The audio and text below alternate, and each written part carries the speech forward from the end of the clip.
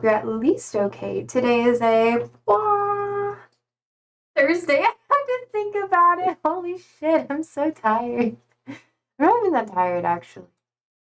Maybe I'm tired. I'm gonna be so tired in like an hour or two. I keep forgetting to post like all the links. Shit. Today is the 18th. Okay. I think I have some from Tuesday, which would be 2 days ago, so that's the 16th.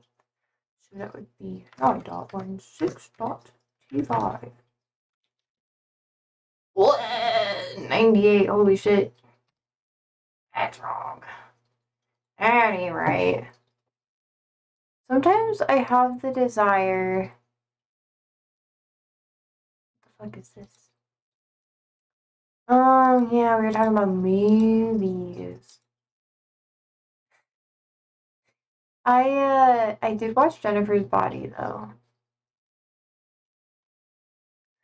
Alright, let's see. Miss Moody. Doop. Doop. Doop. My lighting's really weird today. I'd like to think it's because it's raining outside. It's raining, man! Hallelujah! I don't know all the words actually. Oop. Oop, oop. Okay, what else do we got? Oh yeah!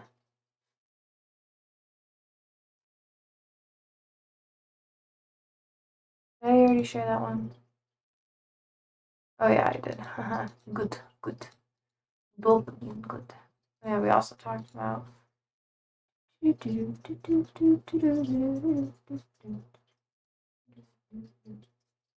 get removed? Yo. Oh shit, her video got removed. Oh fuck. I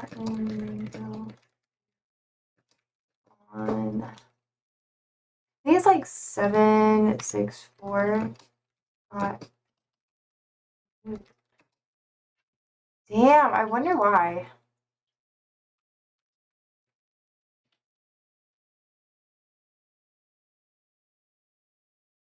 Yeah. I can't figure my lips. I have such a bad habit of when I'm thinking, I'm like, okay, let's see. Yeah, let me. I guess we haven't really watched them. Okay, that's what we got. I can delete all these goddamn links. Okay. Yesterday was the 17th. Good job. Okay, there we go. That's pretty much all I got yesterday. And then today isn't like too crazy. Yeah, let's see.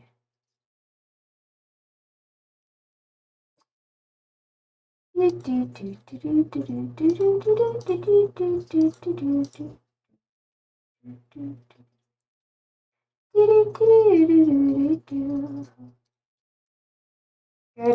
that. Oh, hey, Cold. Sorry, I've just been going through my links. I was like, you know, if we're just hanging out, I'm gonna take care of this uber quick. How have you been? How's your day? Are you just chilling? As you should. Goodbye, links. Goodbye.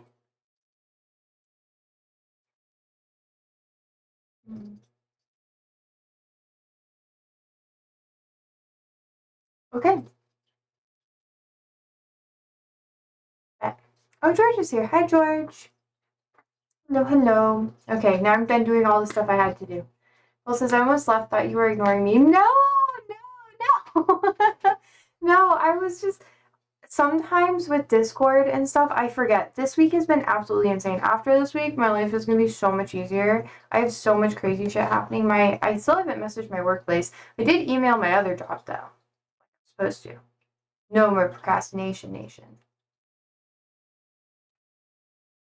Let's see. But how are you guys doing? How's the day? Hope you're all okay.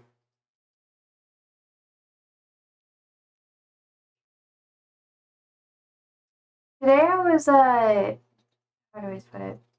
I was listening to a deep dive on, because if you want to remember something, for context, you have to consume it multiple times throughout an extended period of time. So what I do is I'll intentionally take breaks. Oh, hi, Chaotic. And then I'll go back to it and I'll rewatch something that's very similar, just more in depth of it, and then I'll just kind of build the knowledge. And that's how I min-max my mental capacity. And it works really well. Not for everybody, but it does for me. That's what I've been doing with some history stuff as of late. Well, I don't know if you guys want to like learn about that. Yeah, I hate the way this smells. It's actually not that bad. It's just not my favorite.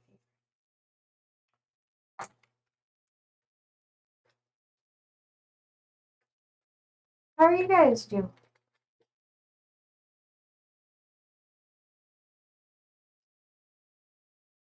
The stream is kind of chaotic sometimes, but no,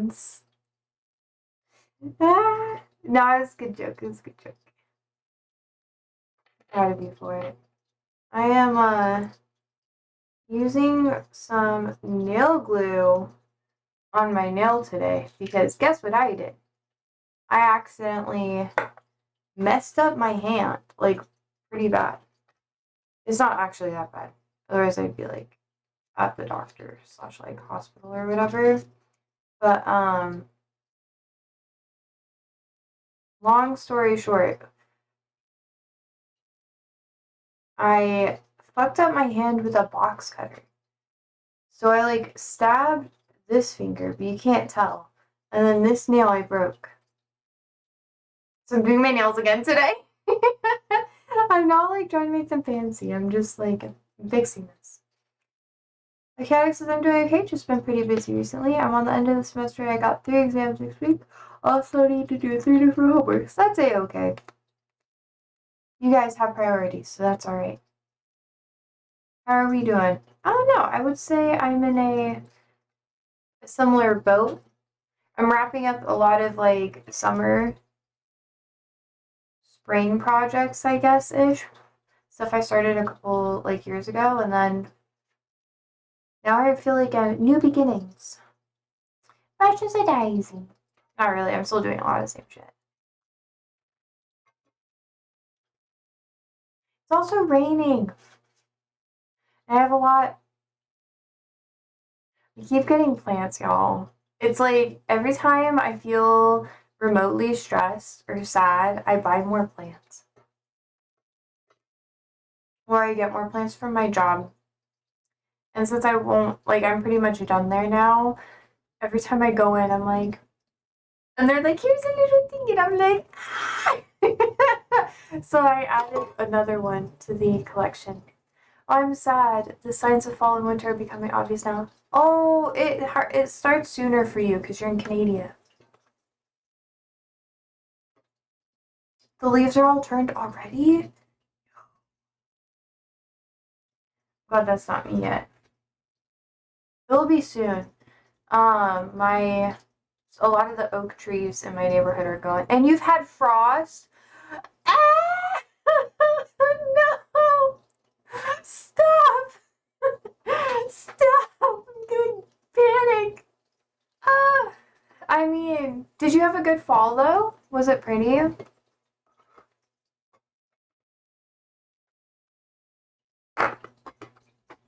I know, right? I'm crying. I mean, it's good that you live up there because then you can hang out with us more. You know, we're just so cool like that. So just don't move. Yeah, you're always pretty. Thank you. No, not me. Talking about the leaves. Not me being vain as fuck right there.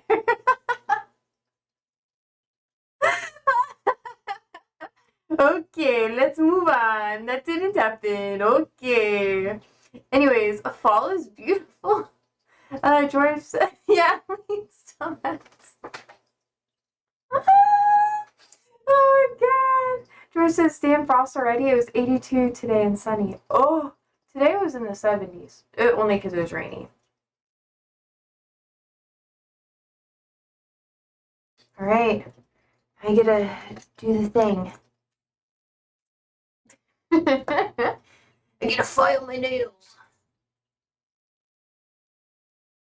Yeah, I get what you mean, though.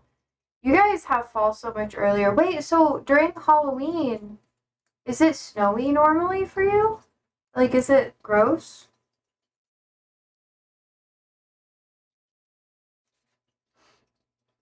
Oh my god, my poor nails.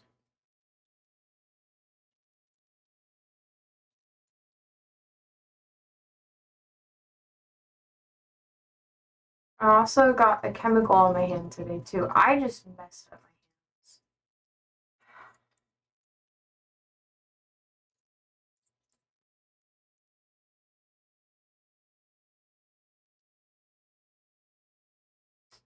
Well, anyways, it depends. We've had Halloween with snow on the ground and others without. Sometimes we get that here.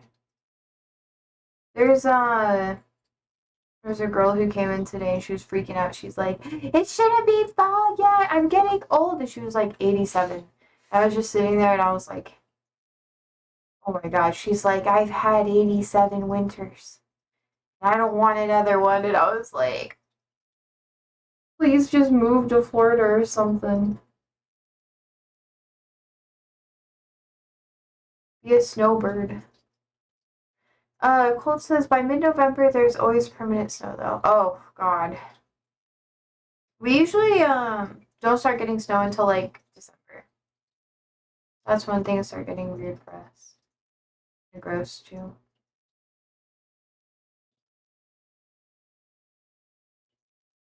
Okay. Do just a little bit more. By mid-November, there's always permanent snow. Oh, you already said that. I was just reading. Oh, you're just chilling today.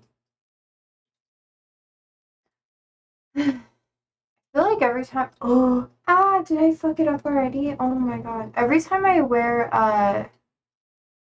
pale colors, I feel like I look super pale. Guys, I'm really. Oh, I watched. I've been tempted to consume. Do you guys consume nicotine? Do you vape? I watched a TikTok last night of a dude who he vaped and he did it so much that he ended up in the hospital. Never, not even like a cigar. Honestly, I'd probably do a bit of cigars every once in a while. I probably shouldn't though, but I probably will in the future. George says we get a little snow around Christmas, but mostly January through March. George says same here, never. Ah, man. I was gonna be like, y'all find this relatable, but probably not.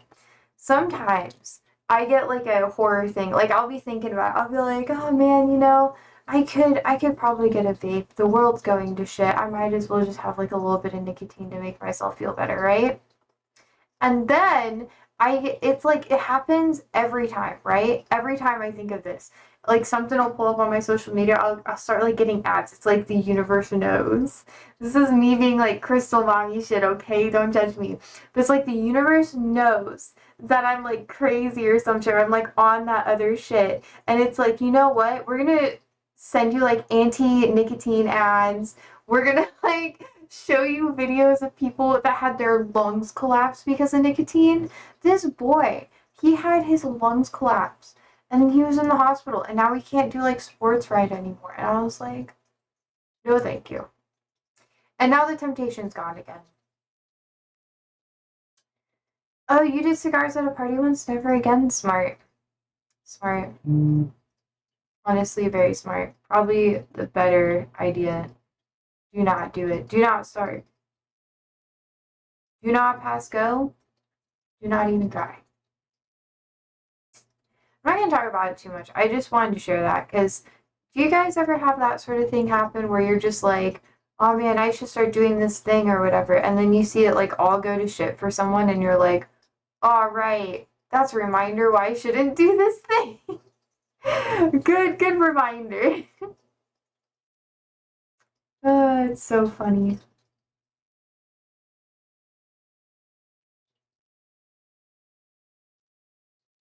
Like stock investments. Oh man, yeah. I mean, my stocks are actually doing pretty good right now. It makes me upset because I usually I treat my stock stuff like a meme.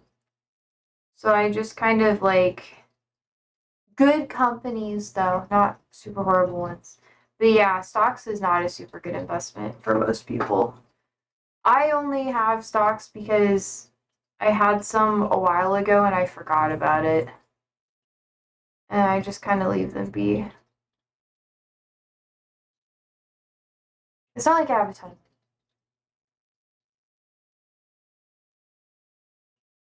or anything like that. Some people make a lot of money off of stocks though. Yeah, George says, yeah, stock market is doing great right now. It's a bubble. It's a fucking bubble. Y'all, I'm stressed as fuck about the economy right now. I'm actually tempted to, okay, that's good. That's good. It's like a lot better. I'm tempted to sell my stocks because of what's going on, like, in the world. Like, the fucking Fed lowering the interest rates, that's not good. That's not good.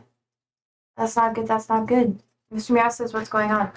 Well, unemployment is still like not super high, but that's primarily because like a lot of people died during COVID and stuff like that. So that took away a lot of jobs.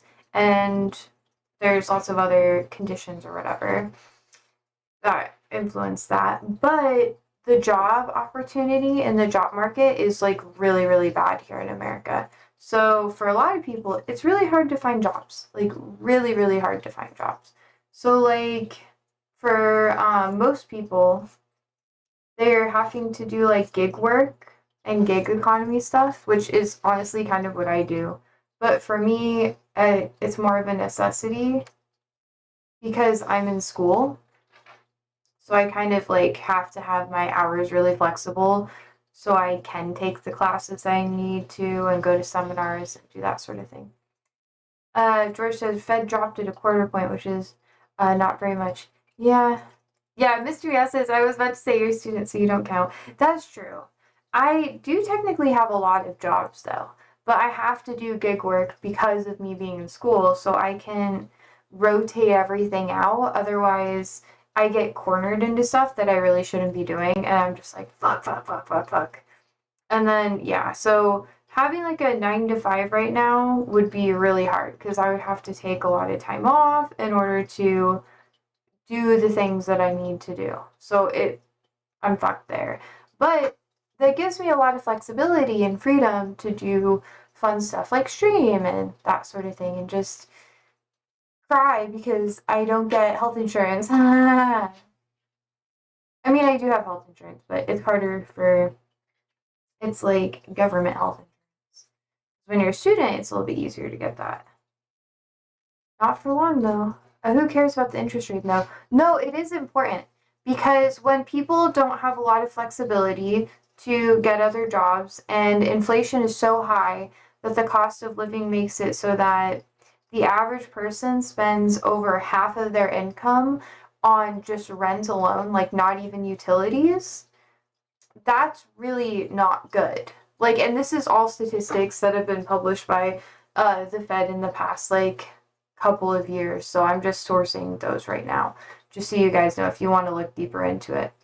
Um, but that's not really good because the average person is going to be spending their time on and their money on their basic necessities and not investing as much into shopping and stuff like that. And you can see this by so many different things. Oh my gosh. Let me add this.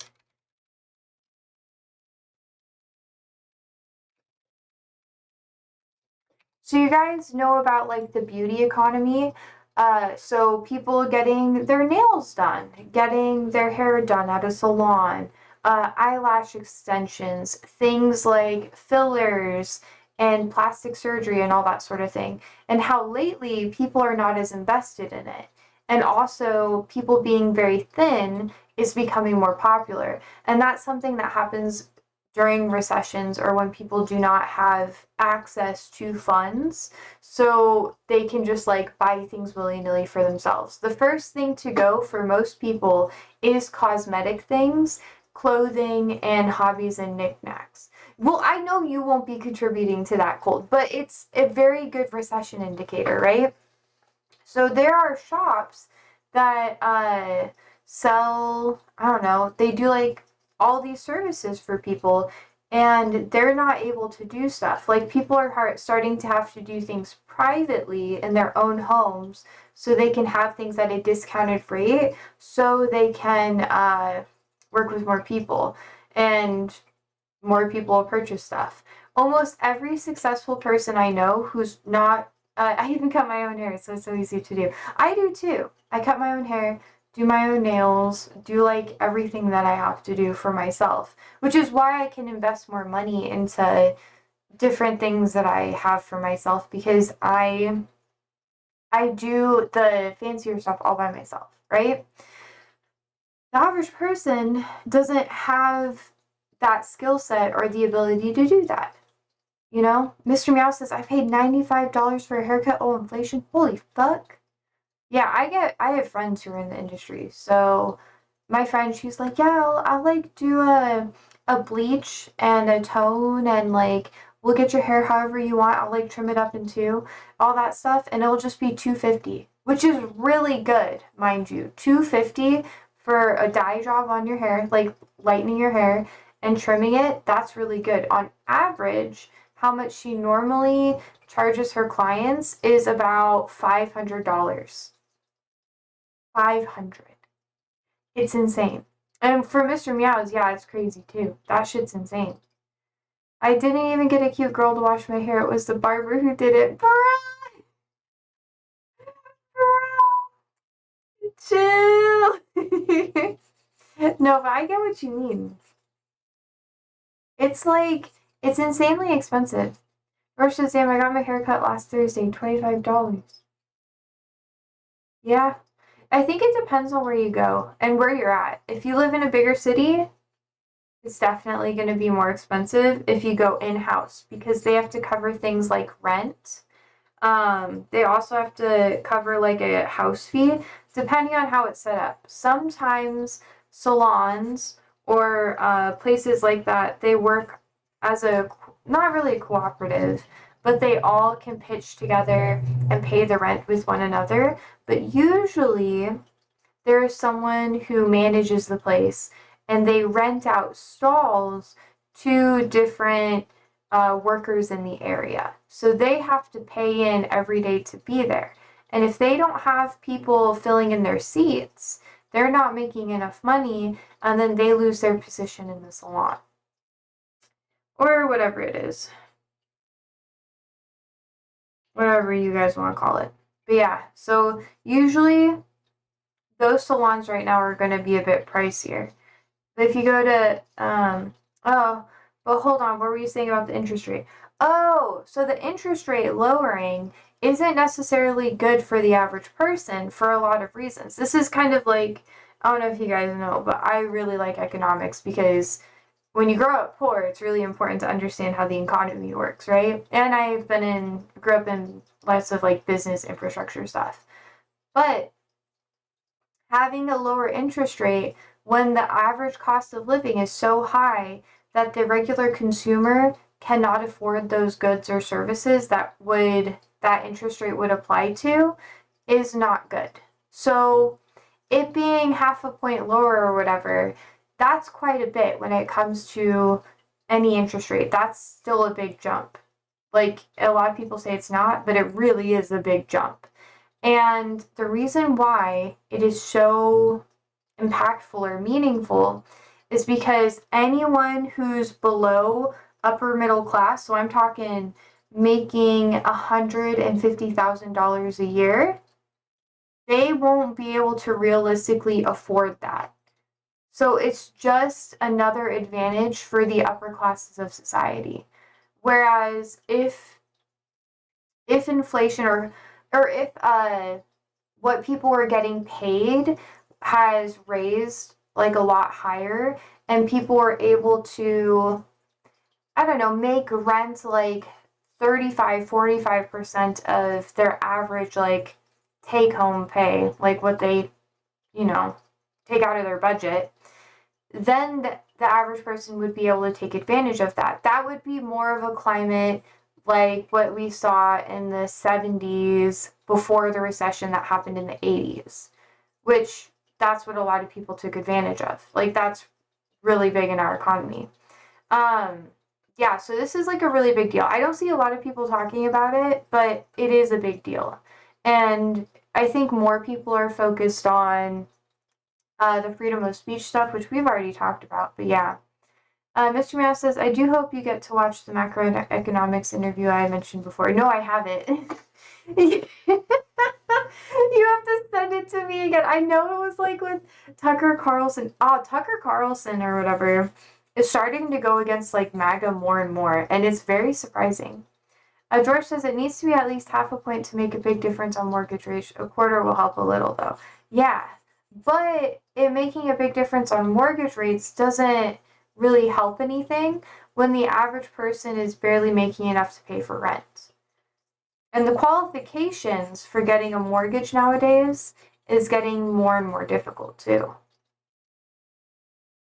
Yeah, Tucker is becoming his own guy. It's kind of weird.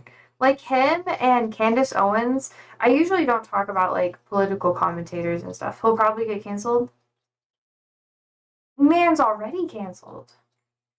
He's slowly, I think he's starting to become more like left leaning. IMO. He's starting to disown a lot of the MAGA stuff. And though he is still like crummy and pretty like racist and shit, it's like he's coming, how do I say it? He's coming to a, remember what Bernie said? What do you mean? Like he's coming to, maybe it's like more of the horseshoe theory, honestly. That's a better way of saying it.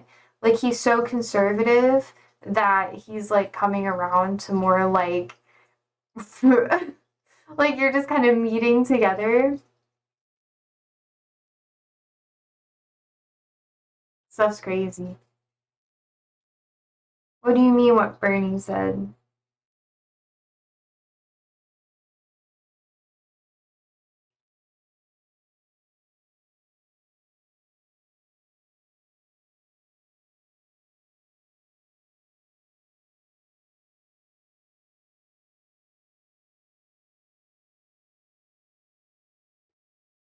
For nails. I have to keep fucking trimming them. I grow them out, but once I'm done working with plants and stuff, I won't have to trim them as much. It'll be a lot easier. Let's see. Mr. Meow says he says that people on the left and right care about the exact same things, but are driven apart by politics, giving them the illusion that they're on opposite sides. Yes and no. I don't know. I've talked about this for a long time, and it's gotten me into some. So I'm pretty active in my local political environment. You guys know that I've done like campaign work. I've helped out with like state legislator members. Um, I've worked with plenty of them, and every time we have conversations about stuff, they don't like. I live in a red state for more context. We have just, I'm not going to dive super deep into it, just so you guys know, but we have a lot of disagreements, and our biggest disagreements come from the fact that like more conservative people believe that everyone should have to go through a certain process and work really hard to have their basic necessities, right? They view stuff like a roof over your head, food, and everything like that to be a privilege. Hence why a lot of conservatives have like stereotypically like horrible sayings like think about the children in Africa. Like if you say, "Oh my god, I don't really like that's not really good for, like, I'm not hungry, I want something better or whatever. They're like, children are starving in Africa. Like, everyone's heard that. It's a dog whistle for conservatives, right? So, when you look at that, they view food, water, all that stuff to be a privilege. Whereas people more on the left view that to be a standard of living. Like, that should be a standard, and anything beyond that is a privilege. And when you view both parties from that perspective, everything makes a lot more sense. It's what does each side view to be the standard of living that should be available for everybody. And that drives a lot of stuff. So you can have people where they agree on lots of stuff, like it would be idealistically nice to have all this stuff, but because one side views the standard that everyone should be given to be lower, and you have to fight for the rest, then yeah. George says, yeah, after the real estate crash back in 2008, the bank made it hard to qualify to get a mortgage. Yeah, it's true. They were just throwing it out, though. And Mr. Meow says about the important things, not the petty stuff. No, I agree. I would say the petty stuff most people agree on, though.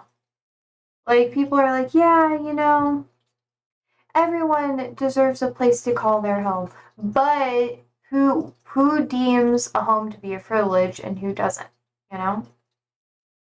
Who says it's a standard and not a privilege? That's the biggest thing. Petty stuff is what is not political, but the machine tries to make political. Do you mind elaborating?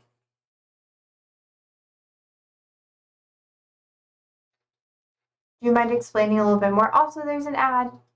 It'll be over in like a minute and a half. Really, I keep saying I'm going to be better with the ads, but I never am. I'm so sorry.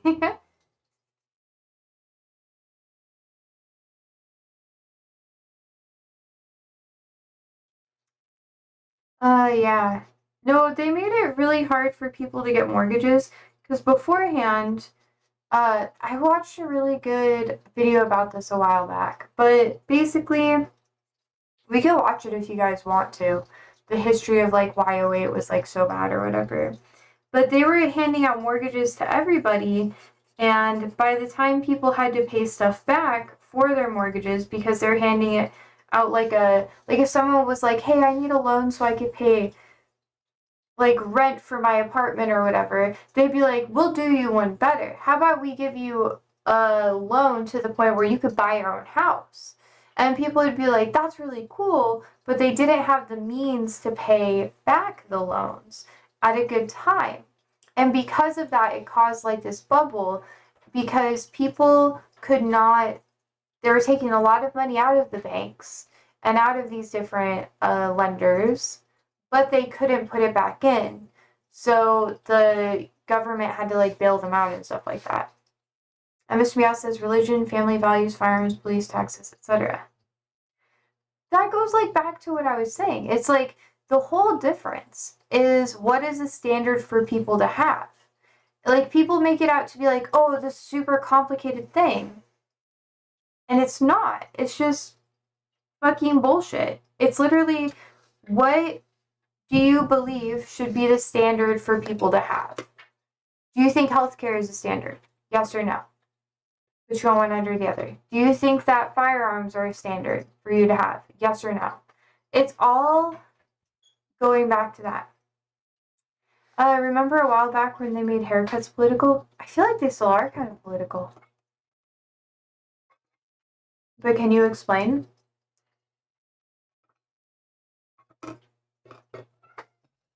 Hi, Bixby girl.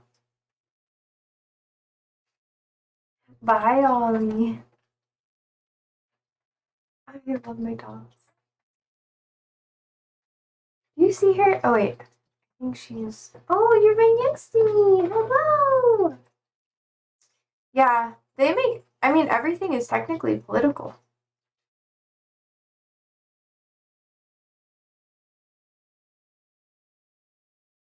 I think that's the lesson they learned. Everything can be made political and capitalized by politicians. Yeah, like for in the 2010s ish. Oh, sweet.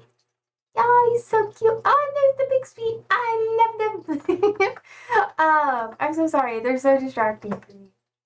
But yeah, things are generally like always kind of a dog whistle, you know, and everybody likes to be able to judge someone by just how they look, which you can.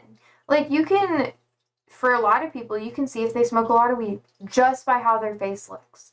It, like, you can see it. You can tell if people drink a lot of, like, alcohol. Like, their eyes usually have a little yellow tinge, they're always bloodshot, and then their face is bloated. In this region right here, they carry a lot of bloat, and they usually have, like, bloat under here and on their sides of their neck. Um, and then their ears tend to be a little bit redder, like towards the tips just naturally, even when they're comfortable. And that's a thing that happens when people drink. Like you, if you pay attention to people, you can clock that shit. It's just like, oh yeah, they do this, and you normally do it more subconsciously than anything else. But yeah, it's always like that. Mr. Meow says it was about how much money the candidates were spending on haircuts. Oh, dang. Okay, I didn't know about that one.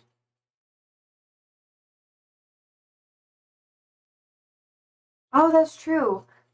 I think, personally, I don't really have a preference for how people like do their own hair because I think you should do whatever makes you feel most comfortable, right?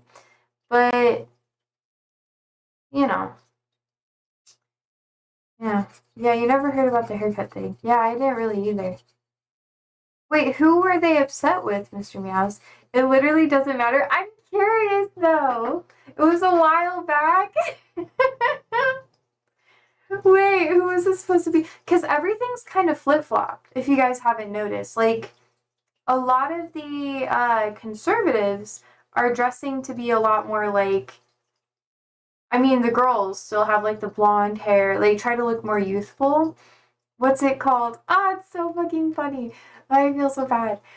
It's like the Mar-a-Lago face or whatever. The Mar-a-Lago makeover.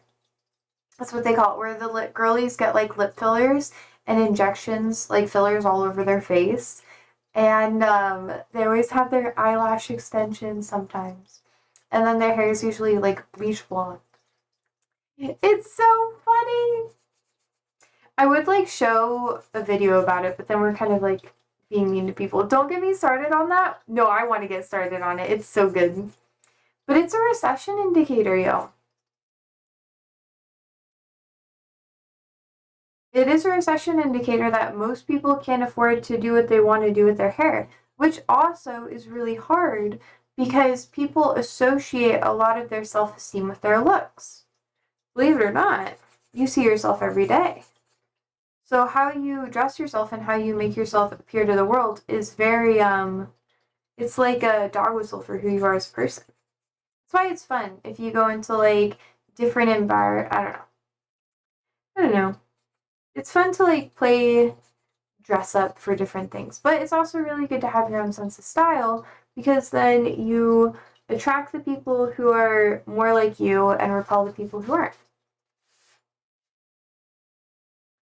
Mr. Meow says in Greece during the economic collapse, there was a category of people who would dump what little they had into cosmetics like that to give themselves an advantage. Yeah, it does give you an advantage because people will gravitate towards you more if it looks like you are fine or you're like good or whatever. It's kind of awkward actually. So if you if you're trying to like get hired for a job, a lot of people are like, "Oh, they only hire people who are desperate. They only hire people who like absolutely need the job because they don't trust people or whatever." That's not true.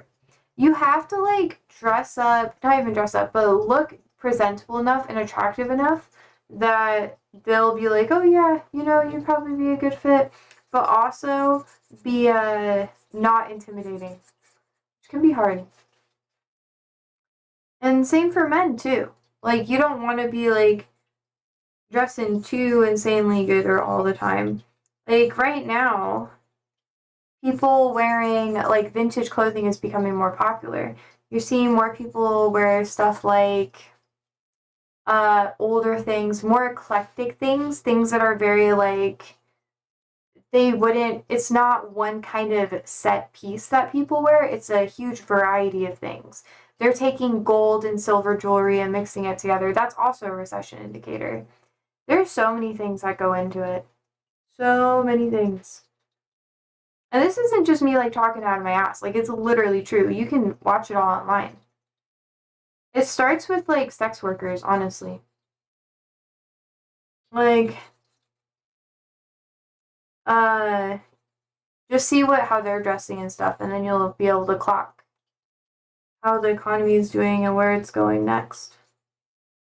And there's literally scientific studies about it. I'm not even joking with you because they have to appeal to men.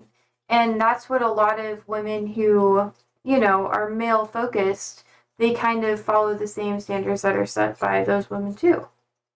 Not everyone, obviously. I'm not going to be misogynistic, but yeah. I don't know. I could talk about this forever. It's so fascinating to me. It's one of the most interesting things I've been studying.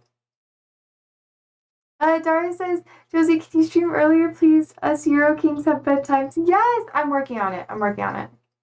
Would you guys be interested in me streaming like early in the day?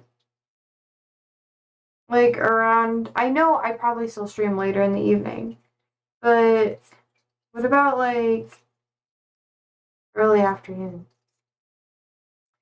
George says, well, I haven't shaved in 3 days and I shoveled dirt today, so the economy is doing great. Vibes. Mr. Ross says, I'm at work unless I'm at home vibes. If you can match it to the Champions League, that would be cosmic. Bro, what the fuck? When will the recession happen? Bro, we're already in a recession. They just don't want to call it a recession. We hit the benchmark or the qualifications, at least here in America, for a recession in 2024. Like late 2024, early 2025. We had like the economy didn't grow for two quarters, I think, and then that's like beginnings of a recession. Samaya says, I'll be honest, I don't feel it. Things are amazing. Bruh, really? I feel it. I honestly do. Mainly because of the job thing. Like, I the power of my dollar. See, for me, I've had to live in my van. I've had to live with like nothing before. And right now, I am making not the most I ever had because life, but like if I just were to live off of the job stuff I'm doing alone, I would be struggling. Like I would not be super good financially. Like I have to have a roommate. I have to have someone to live with if I want to be able to live comfortably and do things like go to school, even though I have scholarship stuff I'm doing too. That makes it super cheap. We've got the skeleton of a proper good trade deal off Trump today. Oh, I was hoping you'd be here, Darius. Kind of. Mr. Meow says, my expenses went way up, but that's mainly because I upgraded my lifestyle. Yeah, but I think it's more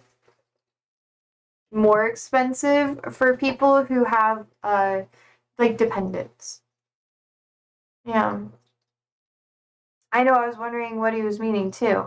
What do you mean, kind of, Darius? Please elaborate. Please explain. Because I was watching the presser he had with the PM today, and I was like, what? Okay. I also don't like how they're like, we're good friends. I was like, ooh, red flag. Ooh, red flag. Don't say that. Stop it. Red flag.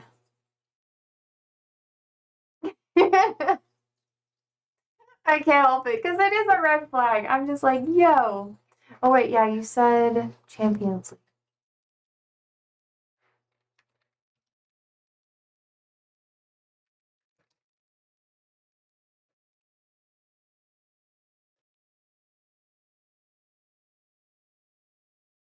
11:45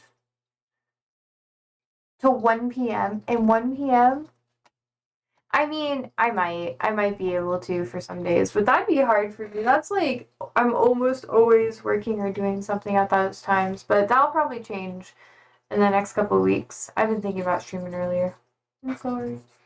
Let's see. Darius says we've got a trade deal in principle between us, the cool guys. And the U.S. tech sectors, the nerds, and it looks surprisingly good for the UK. But there's not a huge amount of actual details on terms. But then, if there's not a lot of details, then how do you know it's good?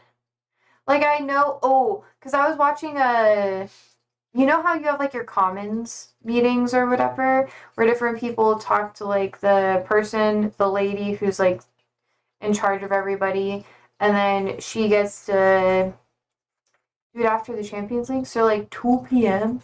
I do need to start streaming earlier, but we'll have to wait. I have to wait maybe like a month for me to be able to do that. Like a month and a half probably.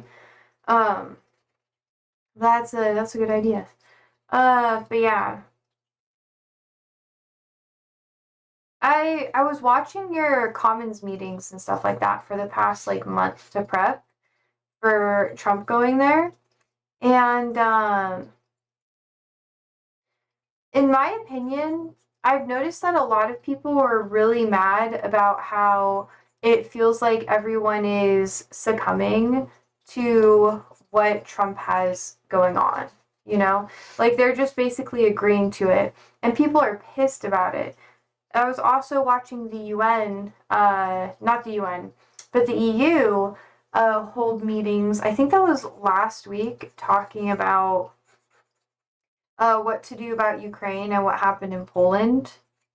And obviously, Trump came up and they were talking about that quite a bit too. And they were like, we're bowing down to a bully. We can't just make bullies happy. We have to have a backbone. Otherwise, it'll be like how it was in the 40s or whatever. Mr. Miasa, what happened in Poland? Oh, the Russian drones flew over. Daria says, because the overall terms of it are known, such as figures being invested into the broad strokes, but the actual details are yet to be shown. That's fair. Daria says, TBH, we need to deal with the states far more than anything at the moment. That's the number one priority.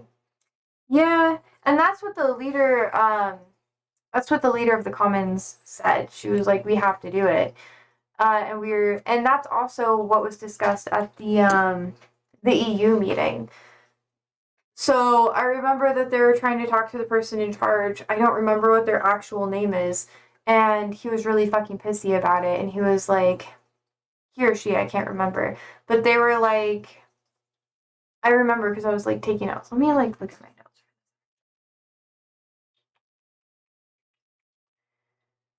It's good that I've been taking more notes. Oh my god. Okay, let's see when the EU meeting was. Oh no, I didn't take a lot of notes on that. Ah, fuck my life. Yeah.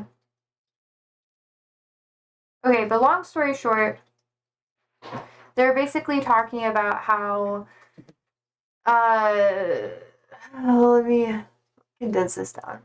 They were upset that they took such a quick trade deal with the United States and that it didn't really hit all of the highlights of what they need. And they were worried because they didn't want U.S. consumers to stop buying their products because their products were going to be more expensive to the U.S. market, because that's how tariffs work. The prices get passed down to the consumers. And the only advantage, or the biggest advantage that America has, besides maybe like gas, because gas is really important because they can't take stuff from Russia anymore. They either have to get gas and that sort of thing from the Middle East, aka like Saudi Arabia, like the Gulf region, Qatar, UAE, that sort of thing, or they have to get gas from America. And if America goes downhill, then the Gulf states, they have almost full control over all of that, and that makes things really hard. The leader of the Commons, Penny Mordart? Yeah, or you mean the speaker? Both, because I've watched a lot of stuff. I just don't remember all of the names. I'm still getting more invested into UK politics. And Mr. Meow says, didn't Brexit fix everything? No. Daria says, it's the steel and aluminum stuff we desperately needed to fix. Those details, caps, etc., don't seem to have any actual details. Yeah. That's why I'm really confused. I know that the UK is separate from the EU when it comes to these trade deals, so I know your needs are going to be different than the overall EU's. But I haven't been getting as much information about what the UK needs because it seems like everyone has like different ideas of it. Like some people are really wanting to collaborate more with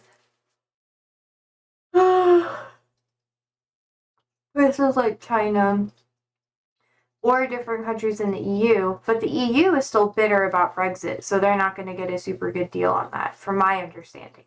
You can correct me if I'm wrong. Mr. Meow says, I remember American gas is like 8 times more expensive. Yeah, it can be. It can be. Adaria says, yeah, it's like Game of Thrones in it. Everyone's got a title that's similar to someone else. Yeah, it's true. And it's also hard because I feel like the UK, its biggest market to the American economy, like what US consumers want, is very much like novelty stuff. Like, I feel like you guys don't sell us a lot of goods or services that are useful in everyday life. Daria says we need access to markets at favorable rates. The EU isn't being nice. Yep, at the moment because all of the Brexit movements in the EU member states. Yeah. Yeah, so the EU is like basically fucking you over, and that's why you need to talk to America. The EU itself needs less from America as a whole, so they don't really care. They're like, oh, we can get our gas other places. Like, this is a button deal. And the EU stuff is far more interesting because obviously, no offense, the UK is kind of fucking desperate right now. Like, what the fuck are they gonna do? They're just like, oh, I'm fucked. Let me just go over here and get shafted for like 10 years.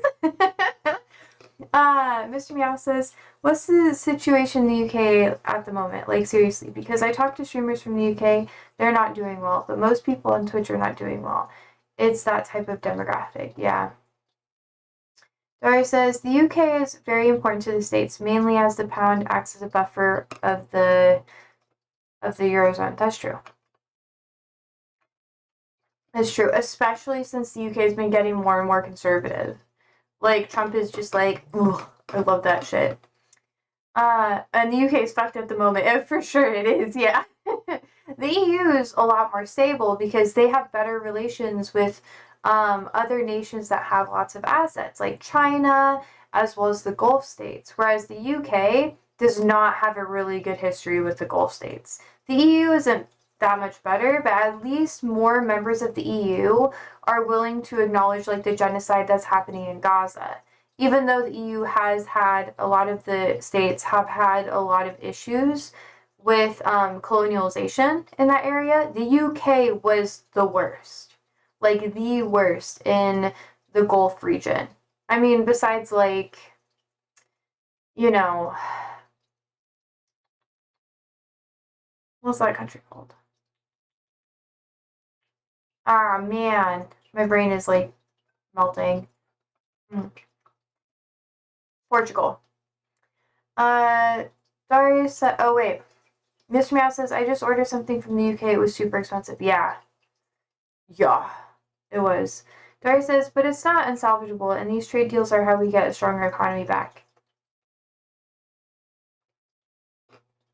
Darius says, the UK is traditionally conservative politically. France, Sykes-Picot line, etc. Yeah.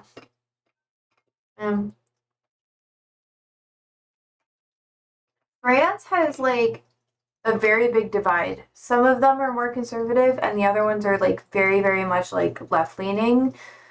And it's crazy. But their government is just like, they just play possum sometimes. We'll see how it goes. It's probably gonna be a little annoying for a while.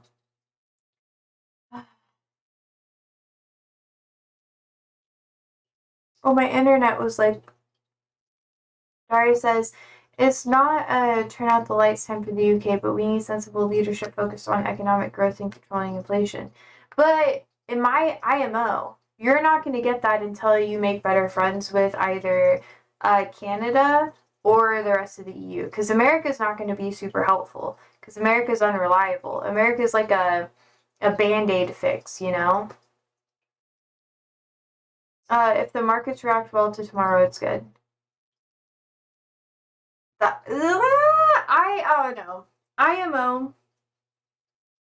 I think the minute that you have to have more people or states to rely on besides the United States. Otherwise, you're basically fucked.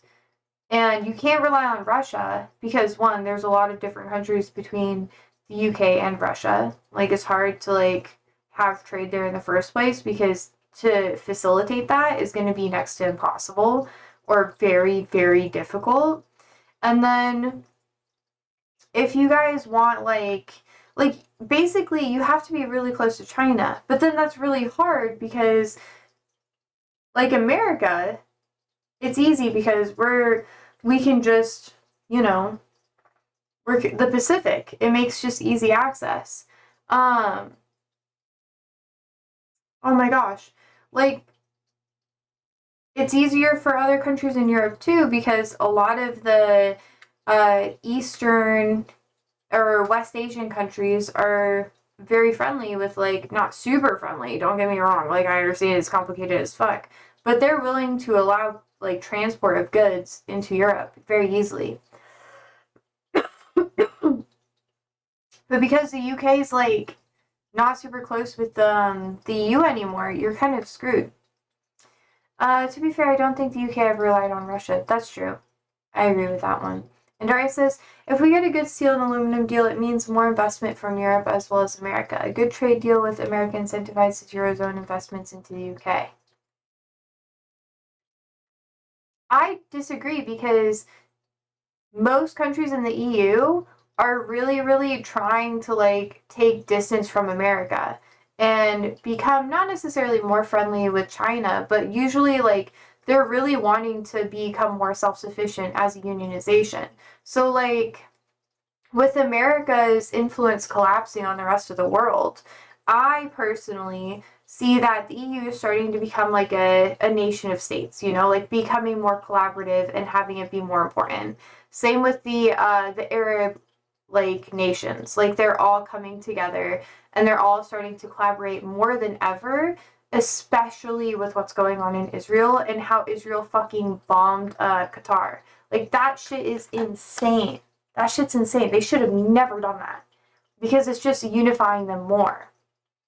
And same with, like, the fucking East Asian countries. Like, India is becoming even friendlier with China. China's becoming more friendly with, like, I mean, Taiwan makes it complicated, and how China is really trying to, like, claim more land in their eastern sea and that sort of thing. So that makes it a little bit harder for them to be super friendly with those countries. But, you know, for the most part, everyone's kind of grouping together and not relying on the United States anymore. Let's see. If we get a good... Wait. Mr. Mouse says, what does the UK export? Adari says it's about export to the States, Josie, for traditional German, Spanish, French industries. Yeah. Nothing much. We are financial services mainly. Yeah. So, like, major companies and that sort of thing. Darius says, and Russia is doing us a huge favor, and it's bringing us, it's bringing U.S. to make into Eurozone favor because of our military assets. Yeah. Yeah. But, like, also America, aside from our gas, we don't have a lot to offer either. Like, that's why America is so gung-ho on maintaining natural gas as, like, a means of just everything. Like, going green is so much harder for America because we make a shit ton of gas. People don't talk about it because we like to view our country to be like more... Sorry, I'm lighting a candle. I keep forgetting to light my candle. Holy fuck. But here in America, people don't really like to pretend, but especially people my age, they don't understand how important gas is, especially if you don't live in states that have oil rigs. Like, I've traveled all over the United States ever since I was a kid. And if you go down south to like Louisiana, Texas, like just the Gulf area, you will just know that that is what they make their money off of, oil rigs. You have oil rigs off the coast of like the West Coast too. You have it all over the parts of the East Coast as well. And it's like pipelines are huge political things here too. That smells so good. Odari says we're a developed nation and not using mercantile practices anymore like China/India. Trade deals is how we function economically now. Yeah. But with what's happening in the world, that's not very good either. A lot of countries are anticipating like preparation for the next war that we're having, like World War or whatever. We'll have to see though. But people are talking more about having like go bags packed, like canning your water and stuff like lots of things. But and learning how to be more self-sufficient outside of having things come in from other countries. I think people forget that like I'm not going to dive super deep into this because it's not insanely like relevant or whatever. But yeah, I know, Darius, I know. But here's I don't like Trump, but Trump is trying to move us back to like mercantilism or whatever, however the fuck you want to pronounce it. Everyone says it differently. But Trump is trying to head us back into that direction as a form of like a fail-safe. So we don't have to rely on other countries. I don't know if he's trying to make America self-sufficient, but America being self-sufficient is very advantageous if we ever become very, like if a lot of countries don't want to work with America anymore, we would be theoretically more safe and more fine. That's why he's trying to do that. And people say it's because of like the economy or whatever. I personally don't think it's because of the economy. I think that within the plans that they have set for like 2025 to like all the way to 2030 or whatever, how do I say this? Having America be self-sufficient means that we can have more blind nationalism and there's less consequences because the consequences that the outside world could put on us wouldn't matter anymore. That's what I see. Let's see. Mr. Meow says, I remember that the UK still takes advantage of former colonies, managing their assets and resources. That's mercantilism. Kind of. They don't have a ton. And that is post-colonialism, that's true. Mercantilism was what drove colonialism, yeah. Because people still wanted to have control over all the assets that they were getting, and the only way to do that would be to colonize. That's why lots of countries, when they found out about the Americas, they were like, oh my god, we can get resources there. And resources at that time wasn't just like gold, silver, steel, or whatever. It was people. Like, when a big thing with Christopher Columbus and stuff to coming back to the Americas and getting his whole deal with all the fucking extra ships that he got, like 300 or some, I don't fucking remember. Shit, like a huge fleet.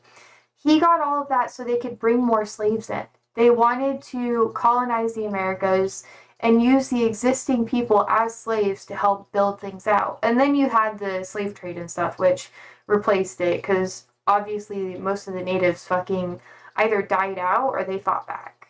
So that's partially why. But yeah, a lot of them did like have to do slave labor for a while. They were forced into it. It was fucking horrible.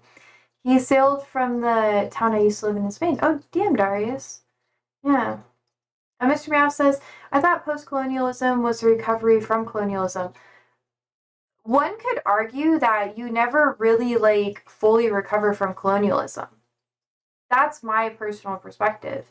Like, when that happens, the nations start to become integrated. And there is no going back from that point. So, like, with colonialism, like, Israel is a really good common example of what's happening right now. You can't fully go back from what it was like before Zionism existed and before the Nakba, before the UN was like, let's draw these fucking borders here and just send a shit ton of people here. You can't go back. Like, it's just you have to not necessarily accept it for what it is, because that's really fucked up. Like, you shouldn't accept what's happening. But people keep trying to make it not really. They either want it to be just as real or they want to go back to the way it was, but neither option is real. And that's why it's so complicated and shit. But anyways, you can't go back and recover from colonialism because the effects will be there forever. That's just how it is. Daria says no, post-colonialism is a different concept. That's more about the actions of the colonial powers. And that's fair. But yeah, you really can't like go back. Like, the economy of the countries that rely on colonialism usually collapses or never fully recovers, which you can see with the UK, where they've been really, really struggling for a super long time because what they made all their money and all that stuff off of, like with India, they had like, that was like their last formal colony that they had that was really big. They made a shit ton of money off of India. They got like taxes, they got fucking goods, like it was just all in all great for them, financially speaking. But now it's just like you can't really, like, you can't go back to those glory days. And the UK doesn't have a lot to offer right now besides like intellectual properties, which would be like brick and mortar. Like, Google is like an intellectual property, I guess. Like, they have, or tech companies or that sort of thing.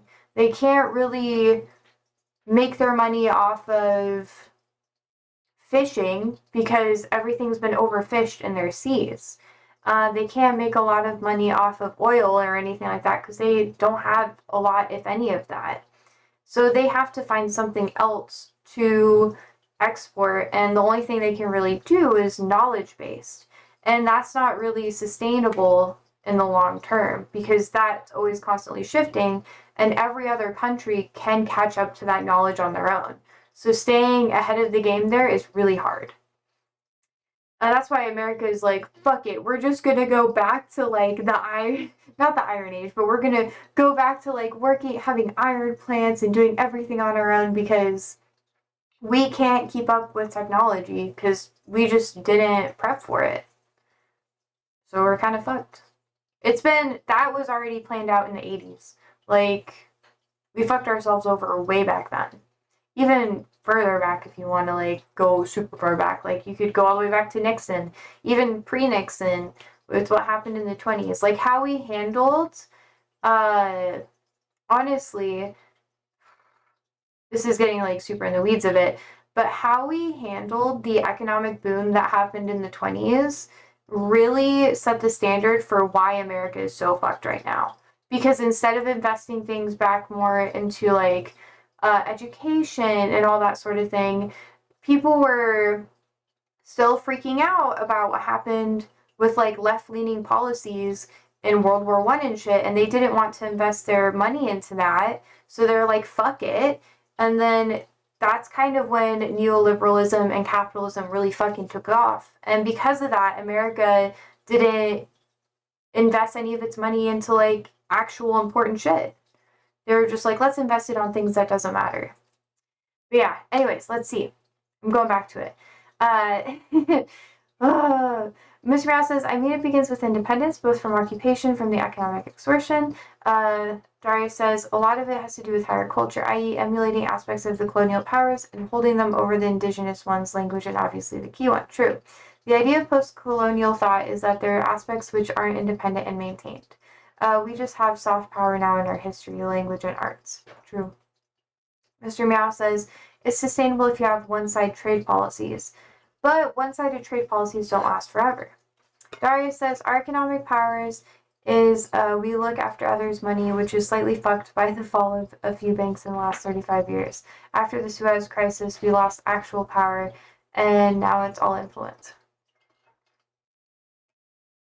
And that's not going to last really long either. It's like, once you get to that point where, like, I'm not trying to be like super shitty, but the UK, unless it starts to collaborate and incorporate more with other countries, it's going to collapse. And it already has started to collapse. But what has kept it going is like legacy stuff. Like people are like, oh, well, the UK has had lots of value in the past, so therefore it still has value. But I mean, you guys have some entertainment value, like lots of like historical stuff, which is really important. Your tourism probably makes a lot of money, like it definitely does. But as time goes on, the but as time goes on, people will be less interested, and then I think in the next like I don't know, probably like 30 or so years, it's going to really struggle. IMO. Mr. Meow says, I always think of South Korea and Singapore as examples. With one-sided trade policies? Or do elaborate. I went on a tangent. I love global politics. We never talk about it here, but I've been getting back into it. Oh yeah, trade policies? I mean, but they have the ability to. Like, South Korea and Singapore, they have huge, huge influence and monopolies in tech and production. Like, they just do. Like, it's not like they don't have something to back it up because they have things that people want. So they're like, yeah, give it to me. I fucking deserve it. And they do. They do, though. Dark says, Josie, who do you think made the COVID vaccines? The will and basis is there, but Brexit has limited access to these markets, which is why we need trade deals. I'm not saying that the UK doesn't have like some inherent value, but I'm also saying that because the UK has cut themselves off from other nations, they're not going to be able to have easy access to the tools necessary that is going to drive them farther faster. So because they don't, like, here's the thing. If you are able to put yourself in a lot of different rooms where you have access to a lot of people who have lots of different knowledge bases, you get to learn more faster. That is what nepotism is. Like having access to rooms that other people don't have access to.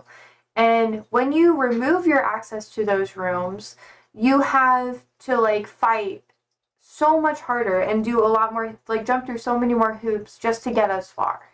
So removing yourself and cutting off that access may seem like nice in the short term, but in the long term, it only sets yourself farther back. Because if you don't have something else to back yourself up on, economically speaking, you're just going to keep collapsing. And that's just how it is. Like, it's going to be a slow fade until it's like, oh, what are we going to do? And they'll rejoin again. And by that time, it'll be too late. Like I said, that will be like 30 years down the line. Probably 40 before they, like 35 before they rejoin IMO. With like current projections, that's what I perceive to happen. Mr. Meow says the South Korea and Singapore literally had nothing. It was built up with external investments and one-sided trade policies. Yeah. What do you mean they had nothing? Please elaborate. They had a lot of stuff though. Like South Korea has like so much. So does like Singapore is a little bit newer, but yeah. Do you actually think that's the economic policy of any party in the US? In the UK? Sorry. I was reading too fast. No, I don't think it's the policy. I think that's just what's going to happen. That's not me trying to be like, oh, they intentionally want that to happen. Obviously, they have like good intentions with stuff, but that's probably not what's going to happen. Because if they're relying on intellectual properties and having like tech or economic stuff be very important, then they need to invest a lot of their finances and time to that. But when you look at what the UK is doing, they're not investing a lot of resources or assets into extra education for the next generation to have a higher education and to go farther. They're not investing a lot of things into as much tech and that sort of thing. They're just expecting things to coast. and they're trying to make more money off of things coasting, which that doesn't work. Let's see. Mr. Meow says they did not have the industries that drive their economies today, but they were able to leverage the investments that they had into other investments. They played the capitalism card like really good, like really, really well. And they invested it properly. They invested it into education, like the things I'm talking about now. And that's why they were able to exponentially grow. They also had access to lots of labor in China because there's a huge labor force in China that existed at that time, or in lots of Eastern Asia. Let's see. Zio says they're paying for people to go to university, but then taking it back to them. Oh wait, taking it back off them later. What do you mean by that? Mr. Meow says, yeah, during the 50-year Japanese occupation. Ooh. Ooh. Mr. Meow says their industries are all export-based. Yes and no. They're starting to switch over to more intellectual stuff, too. Like, more AI, tech-based things. It's like they live in, like, a whole different world. Daria says, not a chance will that happen. There's too much wealth in the UK. What is killing us at the moment is our energy prices. We'll have to wait and see what happens. Mr. Meow says, you can't do export without trade policy. Yeah, that is true. I agree with that one. Zio says, like, you pay your university tuition back in the form of student loan repayments, but the government is paying the universities the money for the tuition up front and investing in the students, blah, lol. Yeah. Wait, where are you from again, Zio? I forgot. So you don't have, like, free education in the I didn't think you did, but I thought it was, like, a lot cheaper than America. Oh, you're from the UK too? Ah! You and Darius. Hey. Darius says, yeah, you get a great loan and you pay it back over 20 odd years for university, so there's not a huge barrier to higher education. Further education, like university, yeah. I know you guys do different stuff. You have more like, oh, Scotland has free uni. Oh! y'all are bonding in chat. I'm here for it. Have fun. No, I've been low-key like really I've been really stressed about the UK in a lot of different ways because fucking Brexit it's not good. It doesn't make sense in the long term. And we're already I mean, you guys, not even we as Americans, we haven't seen a ton of like shit about it. But you guys have just had to compromise with everything. You guys haven't been able to take the lead in like anything ever since Brexit happened, even before Brexit. But people thought Brexit was going to be like, oh, then you're in charge of your economy. But when you have full freedom, like to do whatever you want, you don't have to rely on a lot of other nations. That means you have to be able to back everything up. And Brexit made it so you're not prepared for that. So it's going to set you back like at least 10 years. Because you have to play catch up. But you guys have the ability to play catch up, you know? Daria says, social mobility was a massive part of the Blair years and access to universities was a massive pillar of it. It's a vibe. Zio says, escape what you said. They're both effectively free at the point of use, but you start to pay it back when you start to earn 30K or whatever it is. Oh, interesting. How much do you end up paying as a whole? Zio says, now Europe has said from the start that they couldn't let the UK have it better out than in. Oh, yeah. Well, that's true. They're not gonna give the UK the same like super cushy trade deals if they're going to like try to succeed without them. Like I understand why the EU is excluding the UK in a lot of stuff. That's why the UK is gonna be like really screwed for a while. Because America isn't a reliable like trade partner.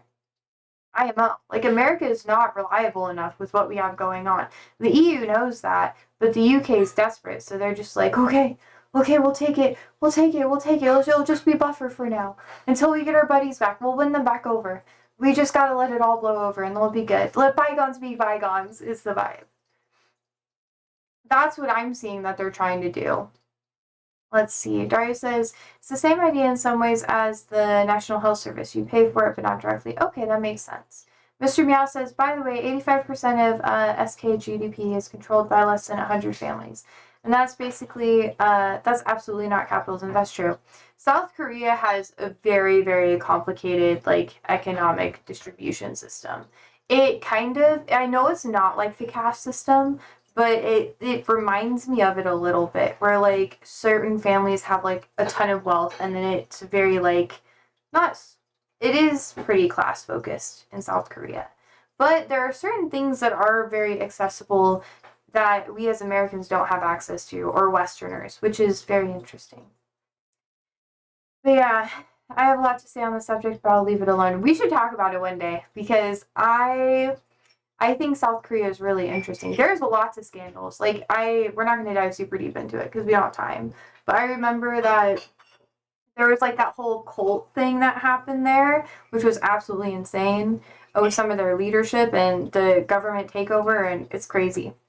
Let's see. Daria says, what the theoretical advantages of Brexit were is that we can access other marketplaces with better trade deals for us specifically. Of course, that's easier said than done and was wildly misrepresented. Yeah. Yeah, because you have to sacrifice a lot of what you already have in order to theoretically get that. So it's like the grass is always greener on the other side sort of mentality. Zio says, I voted to stay in, but I'm pretty eyes wide open about how the EU was going to try and make it not look too juicy that anyone else follows suit. Yeah. Well, because, like, especially, okay, Brexit was also before the whole Russia-Ukrainian war and a lot of that shit that's been happening. So you had Brexit and then that, came very close after. But from my perspective, what's happening in Russia with Ukraine is really incentivizing the EU to stay together. Because why would you want to fall apart? I mean, you have NATO too, but NATO doesn't really do a lot of shit, Like, sometimes they do stuff, but NATO did more impressive things earlier on when it was first established. Like, when they went to, like, Egypt and that sort of thing, like, really, really early on in its formation. But since then, NATO hasn't done a ton of stuff. Like, they haven't really sent troops to a lot of places. You can correct me if I'm wrong. Like, they probably have, but it's probably not as prevalent, let's see. Mr. Mouse says, if you look at their history, it makes perfect sense. I know a lot about South Korea. Yeah. Darius says, the EU trade deal and gun laws implications was always going to be a complete bloodbath for us. Yeah. But let's keep talking about the UK. I mean, we could keep talking about the UK. I'm okay with that. Would Brexit been done if not for the war? Oh, what war? The EU was Russia's biggest economic partner, and they were keeping it on a leash. Ooh, explain that to me. Let's see. Zio says, a fragmented Europe does play into Russia's hands. True. But they were happily getting into bed with Russia, even knowing they were murky. Yeah, that is true. Well, I think a lot of people were like idealizing Russia. They were like, oh, Russia tested the waters in the early 2010s, and then they're not going to do it again. Like, they're not going to do it again. We'll be fine. And then now it's just like, what the fuck are you doing? But the signs were there. The signs were always there. But they didn't really properly punish Russia, or like, they just kind of let Russia off the hook after they took over, what was it, like fucking Crimea or that region of land in Ukraine. They fucking suck at names, I'm sorry. Let's see. Daria says the Nord Stream pipeline was one of the dumbest things as well. Yeah. It was. And then now they have to pay an extra price for oil to get it from either America or the Gulf states. Which, I mean, that was literally part of what Trump was talking about today with the PM, right? Like, they were talking about how they want to lower the cost of oil so much in tandem, like collaborate with possibly the Gulf states, all lower their oil so that Russia's main primary source of income that they have right now becomes obsolete. So they're trying to just make things really cheap so that no one wants to buy anything from Russia as a whole. Which, to my knowledge, most of the EU isn't buying anything from like oil wise from Russia. It's primarily like China and maybe I think Iran also gets oil from Russia, and that sort of thing because they have like a deal with like oil and some drones and that sort of thing or whatever. Because Russia is like fucked in the manufacturing space. But they're building more things too. That's like a whole different thing. Let's see. The EU was Russia's biggest economic partner, and they were keeping out all these truth. Daria says Article 44 was only ever invoked by the states.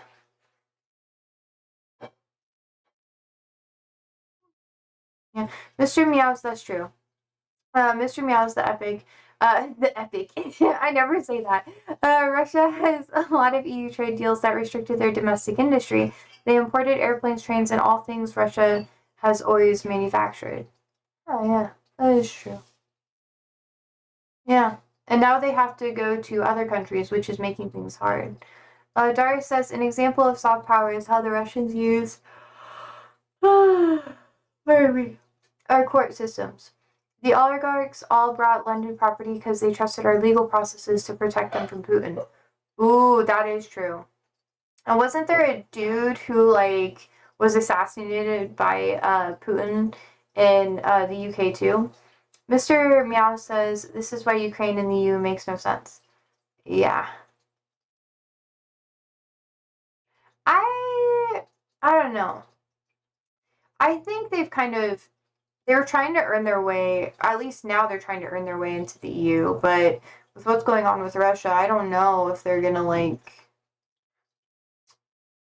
I don't know. I know they're trying to get their way into NATO. That's like a really weird thing. I honestly, personally, don't think that they're gonna be able to maintain a lot of their land. I think pardon me, what's going on with Ukraine will only be settled if Russia is allowed to keep a lot of the land that they took over. Like most of the fighting line that they have hasn't really changed. Like it's still the same. So I don't know. I think Russia's going to try to keep at least like half of that. And they're not willing to compromise. And obviously Ukraine is like fuck don't compromise at all. Darius says, but you guys can correct me if I'm wrong. I'm still like trying to catch up on more of that side of stuff. It's a lot to learn. A lot to learn. Let's see. Oh, you can only remember so much, you know? Daria says this is why I mentioned our energy costs. We can't build infrastructure and investment with the sky high price of energy here. In France, it costs £450 a year for an average household, and then here is or is it euros? Sorry, I think that's euros. And here is 2,500 or 2,500 euros. That's insane. Mr. Meow says no, now they restarted their industries and passed laws to prevent eroding their manufacturing ever again. So there's no going back. Damn. Damn, damn. Mr. Meow says Ukraine can't contribute to the EU. The EU literally banned their products. They never wanted them. Damn. I wonder why.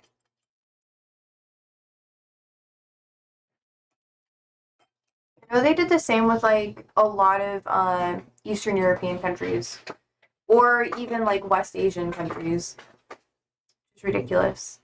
Darius says they'll lose Crimea 100%, get no security guarantees, and have to have us or U.S. investment into the country in lay of that. That's true. And it's pounds sterling, Josie. Oh, it's pounds. Okay, okay. What is euros? That's the euro symbol. Y'all, I'm so American. I only ever see it like, I only read it like, actually read it now and I never pay attention. I know, I'm sorry. I'm sorry. Y'all, I never pay attention to your economic stuff. Most of the history things that I focus on with you guys are religious history. That's what my my foundation is on. So going to like more economic stuff is a pretty easy transition. But it's still like, ugh, yeah. And most of the stuff I listen to. Mr. Meow says, FYI, Russia's economy overtook Germany's in size. Yeah. No. I know that Russia has a really large economy. And I know that right now they're using the war to their advantage so that they can keep it growing. Because the war allows for people to have jobs. It allows for people to, they literally don't have a lot of Western companies in their country anymore. Like McDonald's isn't there anymore. So they have to make all of that stuff from scratch for their own country, which long term isn't necessarily the best thing because it cuts them off from the rest of the world, but it also allows for them to have their own ecosystem, which that's kind of what this war is forcing them into. So the more drawn out the war is, the more they're going to rely on China, and they're going to rely on more like Asian countries and completely detached from the West as a whole, which in and of itself is going to cause more problems. Because then if China and, well, I mean, they already had these agreements, but it's just going to make it harder. And they're becoming more friendly with North Korea too. Like, that's the crazy shit. Like, I've been talking about this for like a year now, but they're literally promoting tourism from Russia into North Korea, and they're trying to have more work relations and trade relations. So they're all becoming like a little trio, which is kind of scary. At least for the West's influence, because then if they all three combine, we don't really stand a chance anymore. And that already happened. So we're already fucked. And people are just like, no, we're fine. But with how the war was handled, it just put them in the right position at the right time to have that influence. The only thing that could change it is if there'd be, from my personal perspective, I haven't seen a lot of people talk about this, but from my personal perspective, the only thing that could change a lot of this stuff is if Putin were to die. And there would be a power vacuum in Russia, and then you would have to see if they have economic collapse or not. If they're able to maintain something, some source of normalcy, then we're already kind of fucked. No, okay, tell me. Wait, let's see. Okay, you guys are saying lots of things. Let's see. Zio says there was a lot of beef with Western or Eastern European producers having their markets flooded with Ukrainian goods after their ports got bombed or invaded, and what would usually leave by boat was pushed out by neighboring land borders. Oh, yeah. I don't know a lot about that either. I haven't read about that either. Dory says, oh, I'm a fool. I understand what you mean now. Ukrainians' trade routes were destroyed and they moved their products to new ones, undercutting existing producers, right? Oh, yeah. Yeah. Okay, Mr. Meow says Russia's economy has no business being as big as the German one. Just shows how the EU had them under a leash. North Korea was always friendly with them. They were always friendly, but not as friendly as they are now. For a long time, North Korea didn't allow a ton of foreigners into their country, even Russians. And they started allowing China in the late 2000s, early 2010s. And that's when they started having more of a fluid border where they would allow people to go into China to work and then bring more money back into North Korea. And this is something where you can literally watch documentaries about it. Like, it's been a thing for a while. And then shortly after that, like 5-10 years after, they started more tourism. And then you saw that in the mid-2010s. And then now they're starting to have more of a tourist kind of thing. And it's not like as much for show anymore as it is like they're trying to mix their economies together. Let's see. They've always had travel, military exercise, trade. That's true. They have always like had all those things too. Have you heard about people under Putin have been saying? No, I haven't. Please explain. Because this is all from the outside looking in. I did a lot more research on China, North Korea, some of Russia, and their economic policies. Very much like Eastern Asian focused. In like the late 2010s-ish time period, before the pandemic. The pandemic happening just like cut all of my research and that sort of thing off. Yeah, Daria says, you gotta think China has a plan for post-Putin Russia. That's the thing.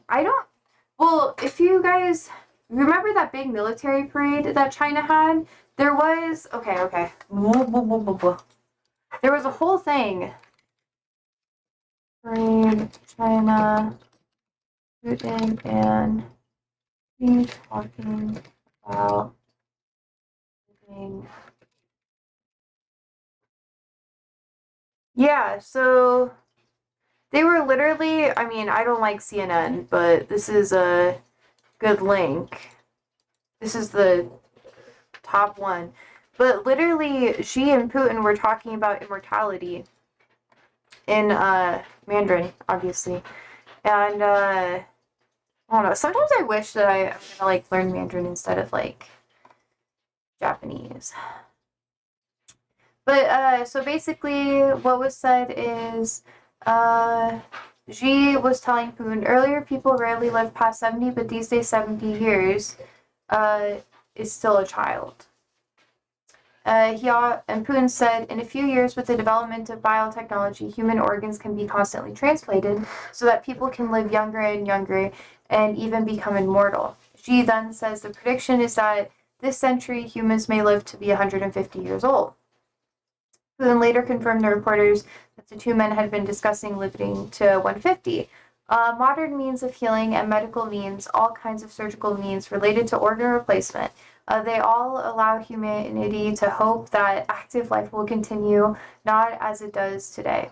He said the average age in different countries is different, but nevertheless, life expectancy will increase significantly. And both of them are 72. And they've avoided appointing clear successors. Yeah. But anyways, there's that. But I like mentioning that because I don't think either of them are really planning on having like a fail-safe backup plan because they're not thinking about the legacy of their country. They're just thinking about what it's like for them and what it is now. Anyways, let's see.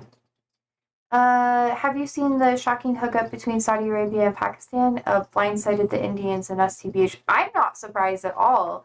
Saudi Arabia literally just does stuff with the West and a lot of different countries just because they want the money. Like, I have been saying this forever. Like, as someone who like I'm learning Arabic and I'm learning Gulf Arabic, so I consume a lot of Saudi media and news and that sort of thing because that's just what my focus has been for like the past year. Am I super fluent? No. Can I listen and understand more things? Yes. Am I am I super able to talk all the time? No. But because I've been trying to learn, I've been consuming a lot of the media, and from my understanding, Saudi Arabia and most of the Gulf states really only interact with the West out of financial necessity, not because they have an allegiance to the West. Like, even America isn't necessarily someone that they want to be super closely affiliated with. Them being, like, close with Pakistan doesn't, like, that doesn't surprise me at all. Like, literally at all. Because they, like, relate a lot more. Like, a lot of the Arab nations just, they're starting to collaborate more and more because of what's going on with Israel. And because Israel and India are both trying to go on to other lands that they shouldn't be going on to, they have a common, like, relatability. And Saudi Arabia is like, oh, yeah. Zio says, damn, Saudi have a mega international religious and ideology network. No, that's not necessarily it. Like, it's more has to do with, like, hey, we're going to be more self-sustaining and we can actually, like, collaborate with the countries who have also been struggling. Because a lot of those countries have had many issues because of the West. Even Saudi Arabia has really struggled because of the West's influence. Like, all of the Arab nations. Anyways, Darius says, mutual defense pact. Any attack on Pakistan is an attack on Saudi Arabia and vice versa. The Qatar strike has spooked, yeah. Of course it has. Darius says it's not about money, Josie, it's about having a nuclear option. I'm saying the reason why they still affiliate with the West at this point is primarily financial. Like, I've been saying this forever. but Saudi Arabia and the Gulf countries that are like legacy really only affiliate with the West because they have to financially. And if they don't like somehow like make or appease the West in certain manners, the West is going to try to colonize them passively again. Like what they did in so many different ways. Like what the West did or what America did to Afghanistan and Iraq is like absolutely insane. What we did to Palestine, horrible. Putting Israel there, horrible. What America has done to like Lebanon, fucking horrible. Yemen, horrible. Like all of, even what they've done to like the West, the past like 150 years has been nothing but cruel and horrible to the Middle East. And unless they have like any like unless the Arab nations have enough like financial wherewithal to be like, hey, like we're actually gonna help make you money or whatever, they're just gonna keep getting pummeled. And that's just kind of how it is. But let's see. Daria says it's a clear example of lack of trust in the USA's ability to protect them. Yeah, because the USA was supposed to protect Qatar and Saudi Arabia too, but the US doesn't really do either. At least not anymore. / adhere to defense agreements and a shocker for any Ukrainian peace process, TBH. Yeah. What else do you want oil exporting countries to prioritize? Well, no, but that's like why they do it though. It's partially why. Oh my gosh. Are you talking about Wahhabism? Bruh. Oh God. I know what Wahhabism is.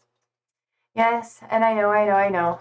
And a lot of people are really upset with Saudi Arabia because they have Wahhabism, even though not every like Arab nation actually practices that. And even in Saudi Arabia, they're not enforcing it to the same degree that they used to because they are trying to become more of an independent country. We've talked about this before. Shout out to man. Bruh. No, it's Saudi Arabia's history and why they have Wahhabism is something that honestly is very deep to get into. And I frankly, don't get me started. Bruh, we are here now, Andrew. He like came over. He's like, of course. It's raining. It's raining? It's almost done. It's very nice. I know. The dog Are you cooking? making shawarma bowls. You're making shawarma? Shawarma bowls. Oh, bowls. Shawarma bowls. Bowls. Bowls. Okay. Okay, have fun. Anyways. What's his real name? The lad from Somalia. Who are you talking about? Just, I don't know, look at his name and then tell me. But yeah, just because, like, okay, here's my personal opinion on Saudi Arabia is that they're doing what they have to do. And obviously, the family of Saudi Arabia that rules it, it's always going to be complicated.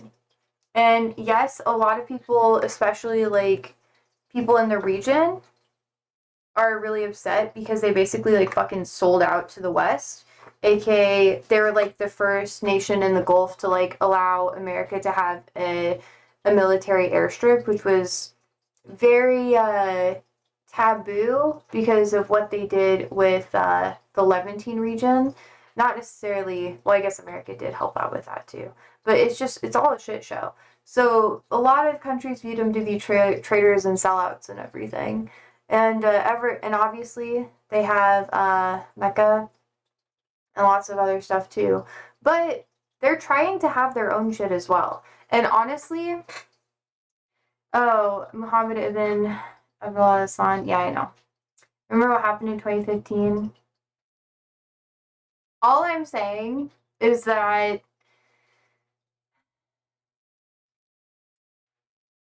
okay. I feel like this is a good time for me to establish something. I personally do not believe there is any inherent good nation or good country. There is just nations who are doing objectively more harm than good. America right now is doing more harm than good. Saudi Arabia does a lot of like not the best fucking shit. Like, I'm just gonna be honest, but almost every country that has major exports and things like crude oil and shit like that are similar in that fashion. If you are an economic power, you are going to have like class issues, and that is just how it is going to be until you learn to address them. How they address them is what dictates if they're like a better country or not. I'm not necessarily a utilitarian person at all. I'm just saying that having the perspective that there is good versus bad is not realistic, because there is nuances to everything. Like, there's nuances to everything. So when we're talking about countries in the context of like America and like whatever, like what these nations are doing is very honestly reasonable with what the Western countries have put them through. Like, I am being 100% honest. Same with a lot of like Eastern countries. Like, it is a better trajectory of events than what could have happened. So like, that is just what I have to say. And a lot of people get mad at me about it. And I know, like, being in America, this is why. Yeah. Anyways, but it's not focusing on outcomes necessarily. It's trying to take in consideration that when we're talking about a specific topic and what a nation is doing, I'm going to try to focus on that specific topic and the things that are surrounding it. Wahhabism is not, it doesn't have the same momentum in Gulf countries as it used to. Because when a country becomes more economically like powerful and you have to rely on tourism more, because that's what happens when a country becomes more stable and having its more more self-sufficient economy, you know, where they can consistently make money and stuff like that, they have to rely on tourism, because that's just what happens. You just always open it up to tourism because, one, it makes a lot of money, it provides good relations for trade and that sort of thing. And when you do that, you have to change a lot of how community is. And you guys are also assuming that everyone in these nations follow that practice, and they don't. They don't. It's just how it is. They literally don't. It's just, not everybody who lives in Saudi Arabia is going to be covered head to toe in a burqa. You know, like, that's just not how it is. Not everyone who goes there is going to have a horrible time. It's just, same with fucking Pakistan. Like, a lot of these countries get a bad rap because of Western propaganda that's been promoted for a really long time. And they don't force people to practice a certain religion or do whatever. It's not forced in the same way that a lot of people in the West think it is. Anyways, it's motivations you're focused on? Yeah, not necessarily. Deontologists, then, I think, oh my gosh. It's just for the sake of the conversation.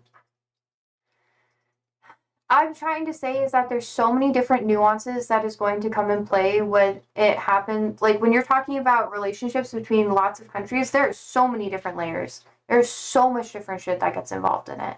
And trying to say, oh, well, they're bad because they have like this aspect which is not at the level that you think it is, of like influence in that region or country as a whole, then I'm just going to sit here and I'm going to be like, what do you mean? What do you mean? Because it's not really relevant to the conversation. So I'm like, that's not.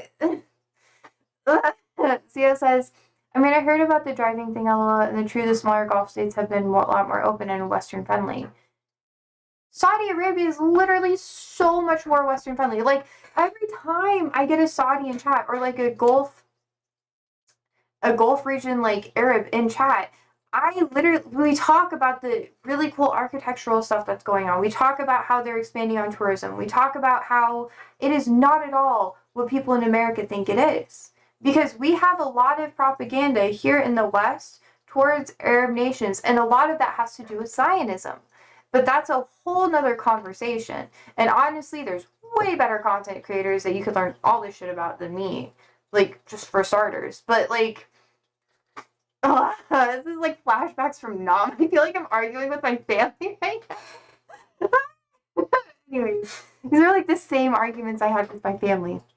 You guys have like the same talking points, and I'm just like, ah. It's okay. Daria says the head of the Iranian hijab patrol was caught doing homosexual stuff today. Okay, and I'm not talking about that. And not everybody has to wear one in Iran. Oh my gosh. It's not just because I'm not even getting into this. This feels like rage bait. Dari says, I don't know if you can say any state in the Gulf is more friendly to the West than the Saudis. Possibly the UAE, honestly. Dari says the Qataris are the dodgiest by any country mile. The Saudis have been more or less decent allies for 50 years. What are you talking about? Yeah, Zio says people tend to go to Dubai more than Riyadh. I don't know. It's true. It's true. It's true. People go to Dubai all the time. And what do you mean about Qatar? Literally, Qatar has a program that allows people from the West to go to their colleges for practically free. Because they're trying to improve Western relations, for starters. Like, that's a part of the incentive. And they're also trying to get more highly educated people to be part of their society. So, like, I could go there and pay almost the same amount that I do for my education now, get an education there, learn Arabic, Gulf Arabic. Like, I've been looking into this shit. Like, because I've been thinking about, like, maybe I do ESL, like, in my, you know, like, once a week I teach ESL to, like, you know, primarily Muslims, and that's how I know, that's where I'm, like, building up my Arabic, and that's also why my Arabic is so fucking shoddy. And I have, like, so many different accents or whatever, and I know I have to take more time and commit to it, but I could theoretically go to Qatar, like, Doha, and I could get practically a free education there. Like, what do you mean? As a Westerner, I wouldn't have to change anything about how I look, anything about what I do. Like, I could just go to school there, and I could stay there, and they would pay for most of it. Like, these countries have way more incentives than you guys think they do, and they are way farther ahead than you guys think that they are, especially in their larger cities. Like, honestly, more advanced than the city I live in, and my city is like around 1 million people, like just in the metro area. And it's still, like, I would get better healthcare there. I would have, like, better access to, like, most things that I enjoy. But yeah, they will make you say cutter gutter. Yeah, I know. But when I talk about different countries and stuff like that, I don't say it in the way that they say things. I say it in the way that we say it here. If I were to be speaking in Arabic, I would say it how they say it. But when I'm talking in English, I say it how most English speakers say it. Because otherwise, you won't understand what I'm saying. It's like... Okay, anyways, that's a whole different conversation. Dari says, the tourism stuff isn't that important to me. Dubai is a holiday destination, which is great, but doesn't help our economy. Mr. Meow says, FYI, Iranian women barely cover their hair. Yeah, exactly. Exactly. Like, it's tradition for them to wear a scarf, but it's not even close to being a hijab. It's like, at most, sometimes it covers like this much of your hair. Like, and the women, they still have their hair out from the scarf. It's just sometimes, like, it's more, like, depending on the girly, just saying. But from the girlies that I've hung out with, it's just kind of like a sassy, flirty thing. So, like, depending on, you can, like, play with it and stuff like that, but not every woman wears it. And you obviously can't widely enforce that with an entire pool of, like, a population. The more conservative regions probably, like, it's more socially acceptable to wear it, but it's very rare that you're actually going to be prosecuted for, like, anything. It's just ridiculous. You couldn't even do that here in America. It's like trying to say that women can't wear leggings. Otherwise, you're going to go to jail. You can't, there's no way to enforce that. Anyways, Daria says, I thought it was interesting that he was hypocritical. I'm not commenting on hijab laws in Iran. Okay. Zio says, I know, I do that too, and suggest people do that. They're just particularly insistent, yeah. I know, it's just, that's what it's like with language. It's just like, yeah. Darius says, are you rehashing arguments with other people you've had, Josie? Because I don't think anyone was making these statements in the way you're reacting. Yeah, no, I'm actually really pissed. This is like, it's something that like, okay. It's something that I'm very defensive about because I have to have these discussions all the time when it comes up. Because every time people are like, "Oh, Josie, what are you studying, Josie? Like, what do you do for like work or whatever?" I tell them what I do. I tell them like, "Hey, I help teach ESL like part time. I'm in school. I'm gonna be doing this," and it just gets me. It sends me because I'm like, "What the fuck?" Because the more intertwined I get with people, like, it makes me upset. It makes me upset because the more I learn, the more I'm like, oh my god, this is fucking ridiculous. And then it just accumulates more and more and more. And this has been a thing that's been like, I've had this argument for a really long time because I've always wanted to go there. Like, always. I've always thought it was super cool and I want to study there, but like, every time I mention that to people, maybe not for like school, but I want to do like some research stuff there. But every time I talk to people about it, they're just like, they bring up all these points and it like sends me because I'm like, bruh. And Darius, I want you to know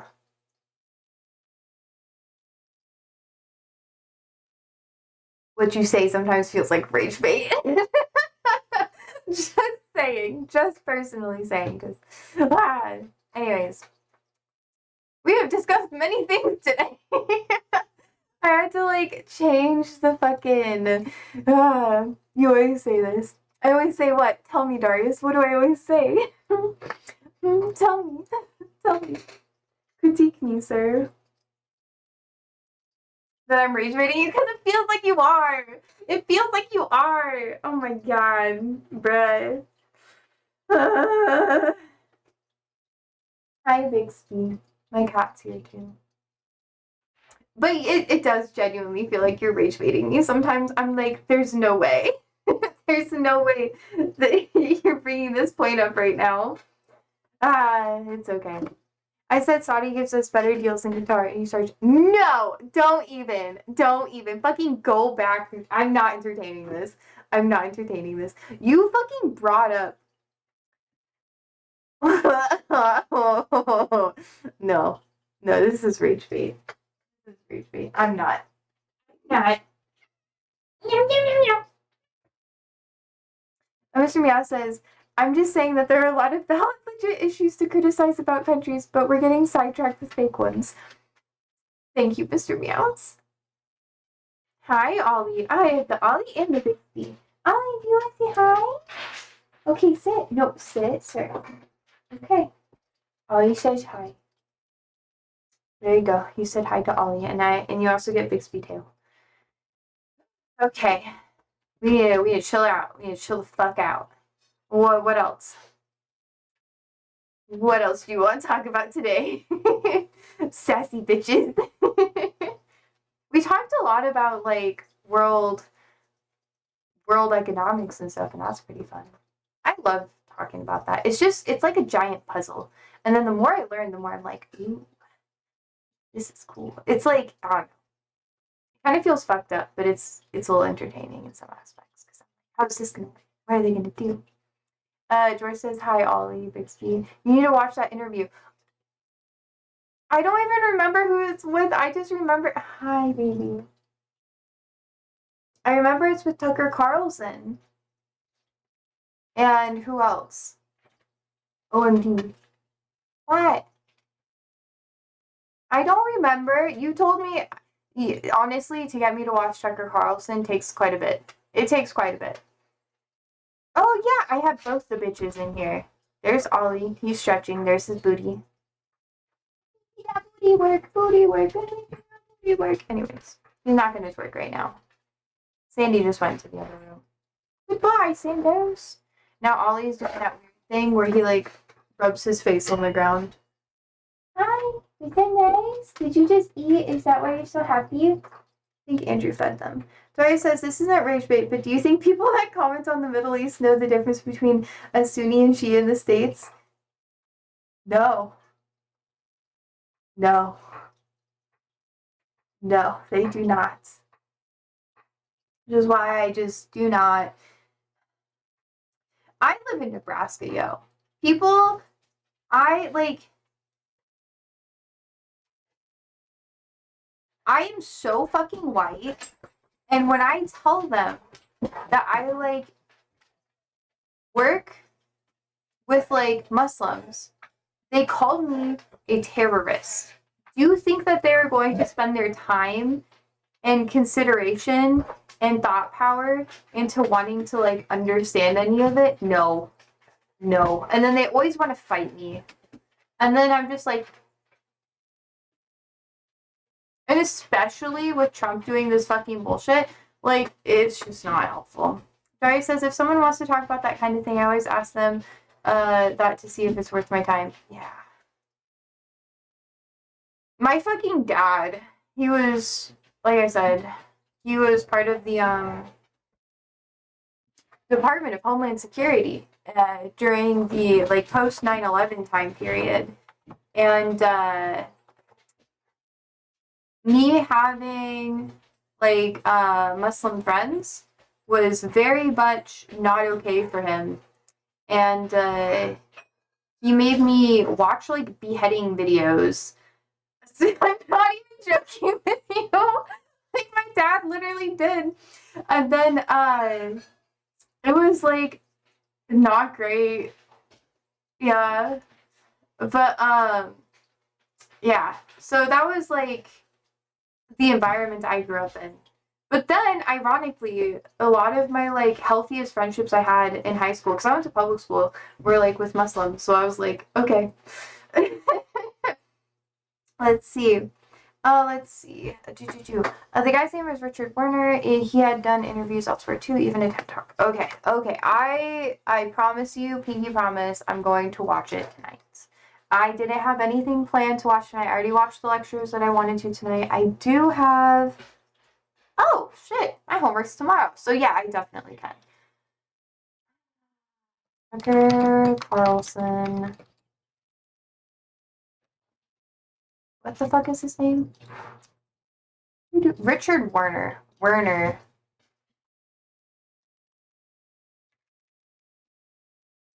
Okay, it's 3 hours. I'll have it on double speed. We'll be good. How much did Orlando Bloom in Kingdom of Heaven get you into this? I have not seen that movie. Is it a movie or a TV show? Okay, hold on.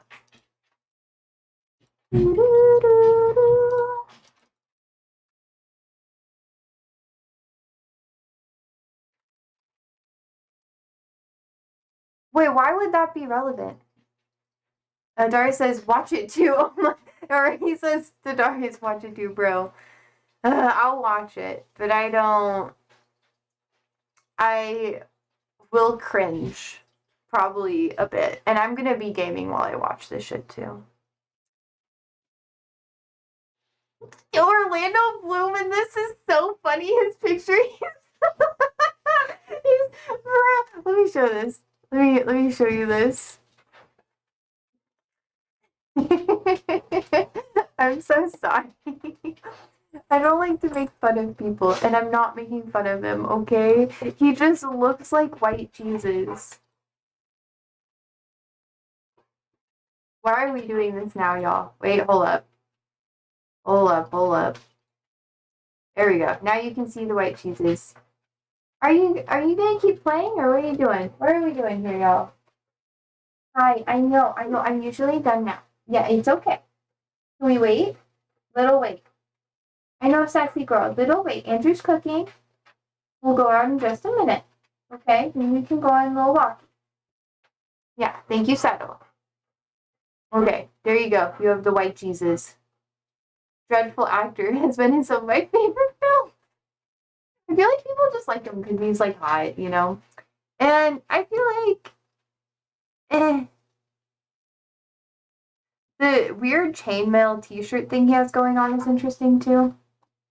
That's just my opinion. Mr. Meow says it's good to watch before bed. That way you can dream about it.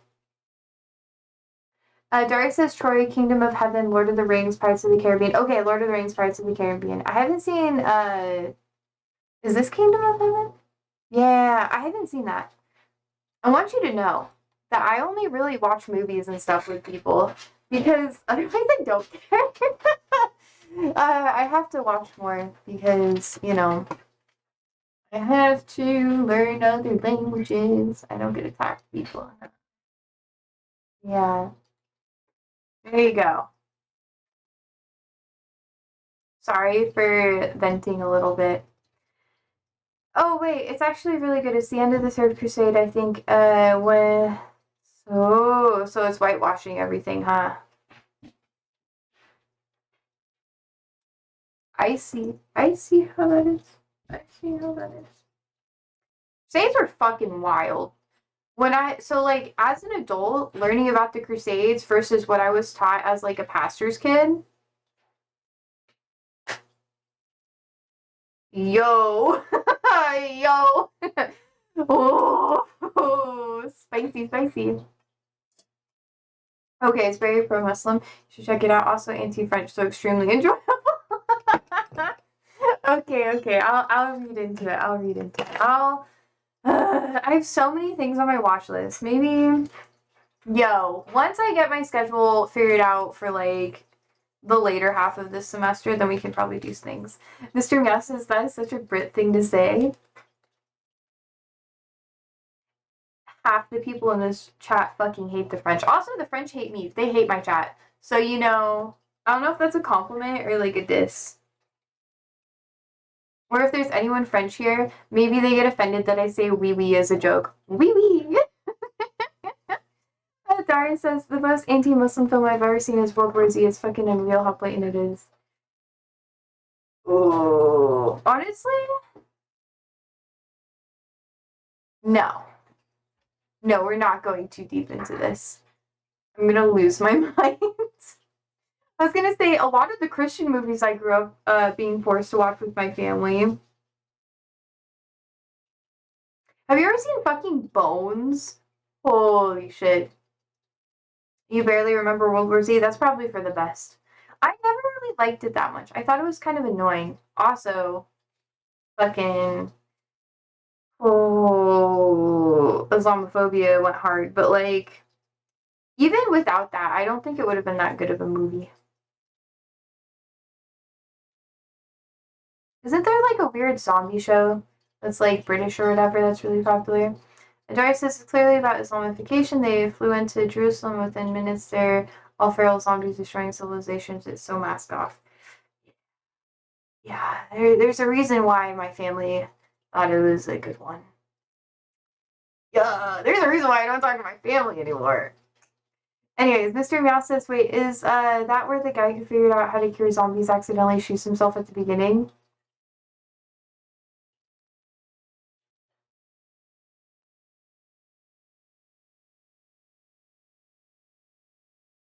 I remember that part. Yep, that's all. Yep. Is Brad Pitt in it? I watched it once. Oh man, you guys are like taking me back in time. Damn. Anyways, it's not even that like I always sound so bitter. I'm not even that bitter anymore, y'all. I just kind of it's just these are like arguments that I have all the time nowadays, especially with the shit that's happening currently politically. It drives me insane. It smells good. I want rice so bad. Let's see. Watch the Jerusalem scene on YouTube and tell me your reading of it, please. Right now, bro. Just so you know, I've been holding it a piss for like the past 45 minutes. I finished my soda water.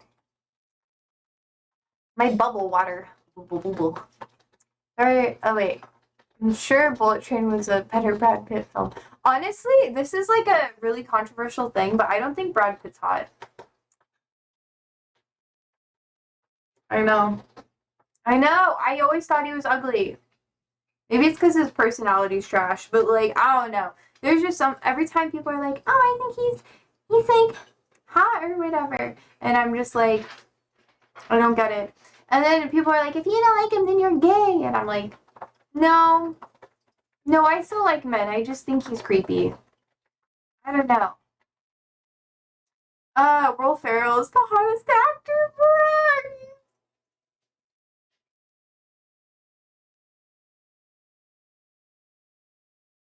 Are you okay? Are you good? Adari says, I refuse to pronounce Michael Bublé the French way. Michael Bubble. I wonder if people call him Bubble. Bubble, Bubble. Will Ferrell is the #1 actor to you? I'm thinking if I have like a #1.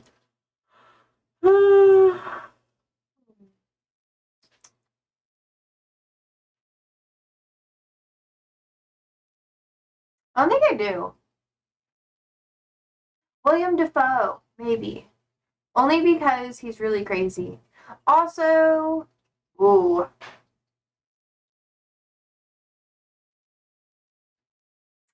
No. I will keep my opinions quiet.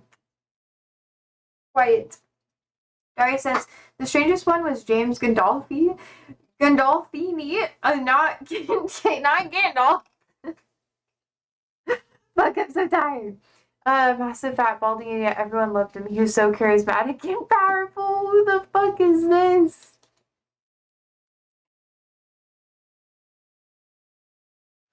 Hold up.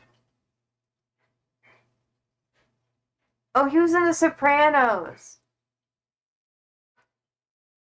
I think he, like, straight up made people like Italian men, you know?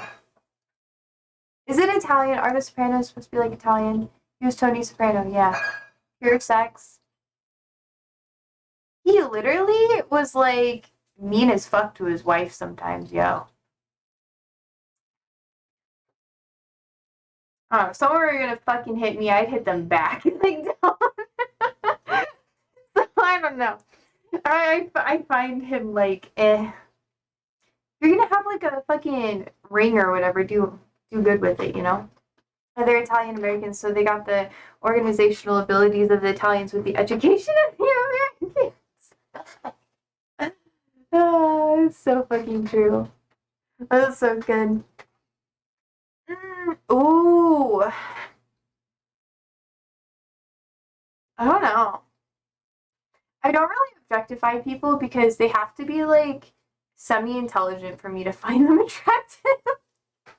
Which sounds bad. Because sometimes, like, I've had horrible experiences where people will talk to me and they'll just be like, blah, blah, blah. And I'm just like, you're so pretty. And then they'll just, like, say words and then it's like, ah, you know? Stephen Hawking. Whoa. Whoa. Whoa. Homie was a cheater. Mr. Meow says, Will Ferrell, Will Smith, Matt Damon, Leo. Steve Carell, that's it. That's all the actors you need. 35. He's needy too.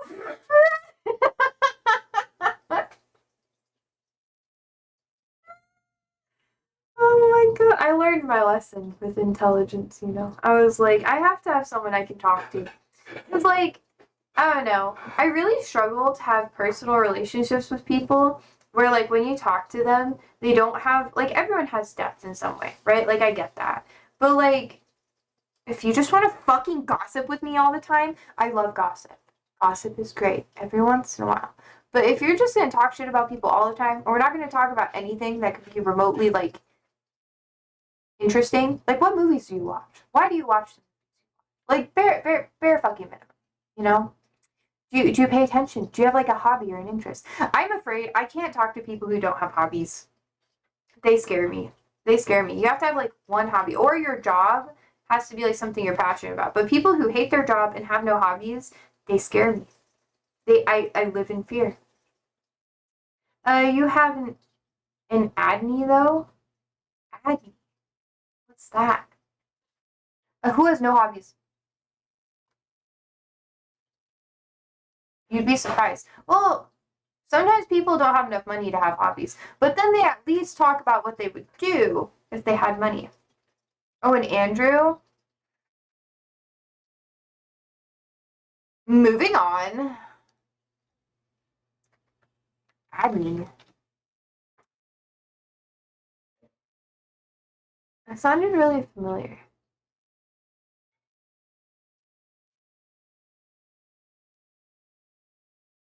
Oh, it's a band. They have songs called Soulmates, New Day, Revelations, and Omado Grosso. Grosso. Have you ever tried to give Andrew a makeover? Uh, no. I cut his hair and then I just kind of do what he tells me to do. So he wants to look shaggy, so I just make it shaggy. I just do, like, whenever I trim up his beard or anything like that, I'm just like, what do you want? And then usually he likes to do his beard on his own now because he likes it looking really fluffy. And I always do it, like, very clean. And he's like, no, I want it to look like, and I'm just like,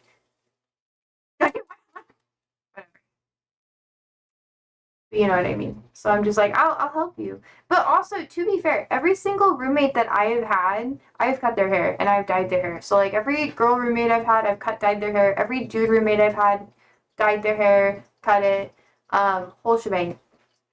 Whole shebang. One dude, his hair was really fun to do. I give him a mullet all the time, and he loved his fucking mullet. It was actually really fun to cut too. And his girlfriend was so fucking into it. I was like, hell yeah. Does he bring in pictures of Russell Crowe and Gladiator for his beard? Who the fuck? I know who Russell Crowe is. Gladiator.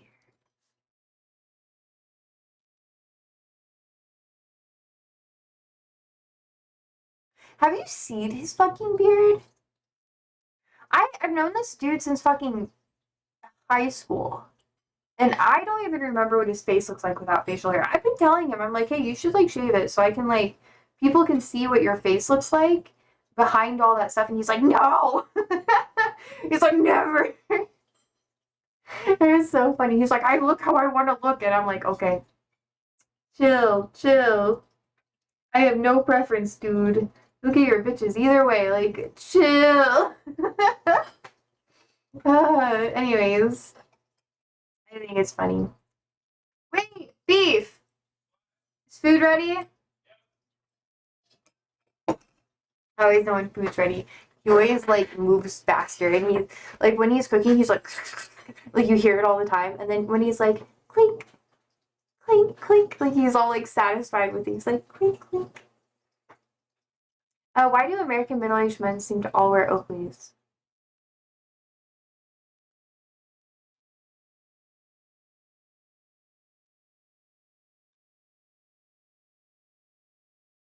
I just want to say no comment. I just want to say, like, no comment is best here. No comment is best because anything I could say is nice. Yeah, you don't get it. Stop it! Don't wear them, Mr. Meows. Do you wear Oakleys? Ah, oh, fuck. Please don't. Please don't. Please don't. Please don't. Because they play baseball. It's like the MAGA hat. It's like the MAGA hat. It's some kind of uniform. Yeah. It's like, I don't know. I feel like Oakleys are for like the gay kind of rednecks, you know? I don't know. Most gay rednecks I know wear Oakleys. And I don't know if that's just like a Nebraska thing or if that's like a stereotype, but like,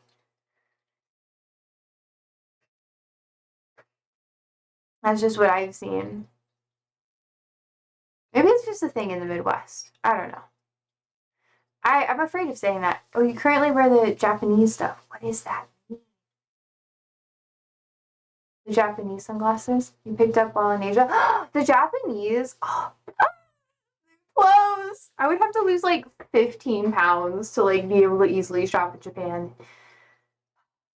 Like, I'm not even joking with you. Like, oh man. Having like friends from East Asia when you're growing up is like horrible because, and I had like a raging eating disorder, me and Lamau. So I'd go to my friend's house and then they'd be like, here's food. And I'd be like, can I have more? And they'd be like, no, you're gonna get fat. And I'd just be like, oh, okay. And then sometimes, like, my friend's mom, she would just, like, tap me. She'd be like, suck in more. And I was like, what the fuck?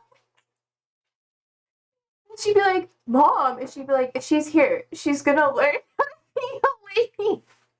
No, what she said is she has no mom. So she gets to learn how to be a lady here. So funny.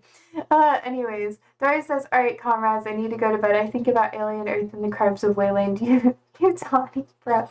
Mr. Meow says, they don't sell that stuff here. We only have 3 companies and they're the same, a monopoly. True.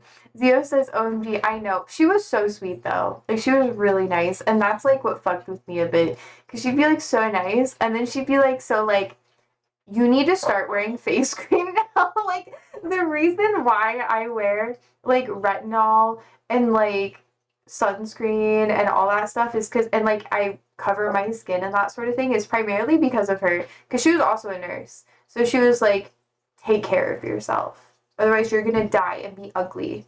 And do you see other white people? She'd be like, you see all of them? That's because they don't wear sunscreen and moisturizing. It was great. Great mental health. I was like, oh, thank you. Carrying instinct of sorts for sure, yeah.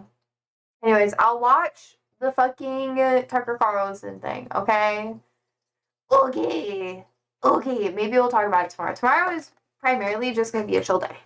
And then we're going to play for Hollow Knight this weekend. Hey! I'm so excited. Anyways, alrighty, chat. Come here, meow meow. Kitty.